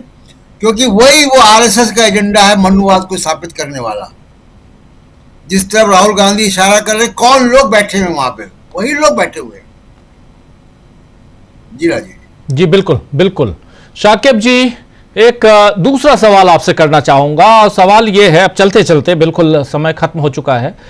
सवाल ये है कि अब 3 दिन बचे SIR रिवीजन के, क्योंकि आज 28 तारीख लगभग समापन की ओर, 29, 30, 31 1 तारीख को फाइनल लिस्ट आनी है। क्या खबर आ रही है SIR को लेके? 30 सितंबर को आएगी फाइनल, 1 सितंबर को नहीं आएगी, 30 सितंबर को आएगी। हाँ, 1 तारीख फाइनल है कि इसके बाद आप अपना डॉक्यूमेंट वगैरह, हाँ, ये उसका है कि 1 तारीख तक। अभी फिर सुनवाई भी तो होनी है हाई कोर्ट में, सुप्रीम कोर्ट में, माफ कीजिएगा। देखिए SIR सुनवाई होनी है, लेकिन उससे पहले क्या SIR में, और आपके जानने वाले लोगों के हिसाब से भी मैं समझना चाहता हूं कि क्या लोगों ने बढ़ चढ़कर हिस्सा ले लिया? 65 लाख लोगों के जो नाम कटे हैं उसमें मैक्सिमम लोगों ने अपने नाम जुड़वा लिए क्या? नहीं, अब ये देखिए, ये तो रविशंकर प्रसाद जी ही बताएंगे, क्योंकि वही बता रहे थे कि 99% लोगों ने नाम जुड़वा लिए हैं। हमारे यहाँ जिन लोगों के नाम कटे हैं वो अभी प्रक्रियाधीन है, वो जमा करेंगे कागज। अब और आधार को लेकर के भी पंगा फंसा हुआ है। देखिए, आधार को सुप्रीम कोर्ट के आदेश के बावजूद अभी तक कोई लिखित आदेश किसी BLO को नहीं दिया गया है। ऐसी भ्रम की स्थिति बना करके रखी गई है आधार को लेकर के। आधार के लिए कहा जा रहा है कि वो 65 लाख लोग जो एक्सक्लूडेड है उन्हीं के लिए आधार एक्सेप्टेड है। बाकी जो ये 7 करोड़ 24 लाख आए हैं, इनको अपना वही दस्तावेज देना होगा जो चुनाव आयोग ने उन 11 दस्तावेजों की सूची बनाई। इसको लेकर के बहुत भ्रम की स्थिति बनी हुई है। आप पटना में रैली की बात कर रहे थे 1 तारीख को। मेरे पास जो जानकारी है कि रैली की गांधी मैदान अलॉट नहीं किया है पटना प्रशासन ने। पटना प्रशासन ने गांधी मैदान अलॉट ही नहीं किया है, ये आज तक की खबर है मेरे पास। तो जाकर के मजबूरी में अभी इनको पैदल मार्च करना पड़ रहा है, वरना इंडिया गठबंधन का, बल्कि ये तो चाहते थे कि रैली हो। तो अभी बहुत कुछ है, देखना पड़ेगा।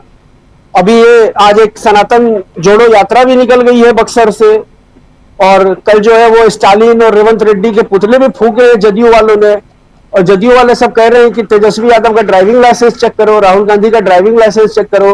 और अभी प्रशांत सर गोदी मीडिया की बात कर रहे थे।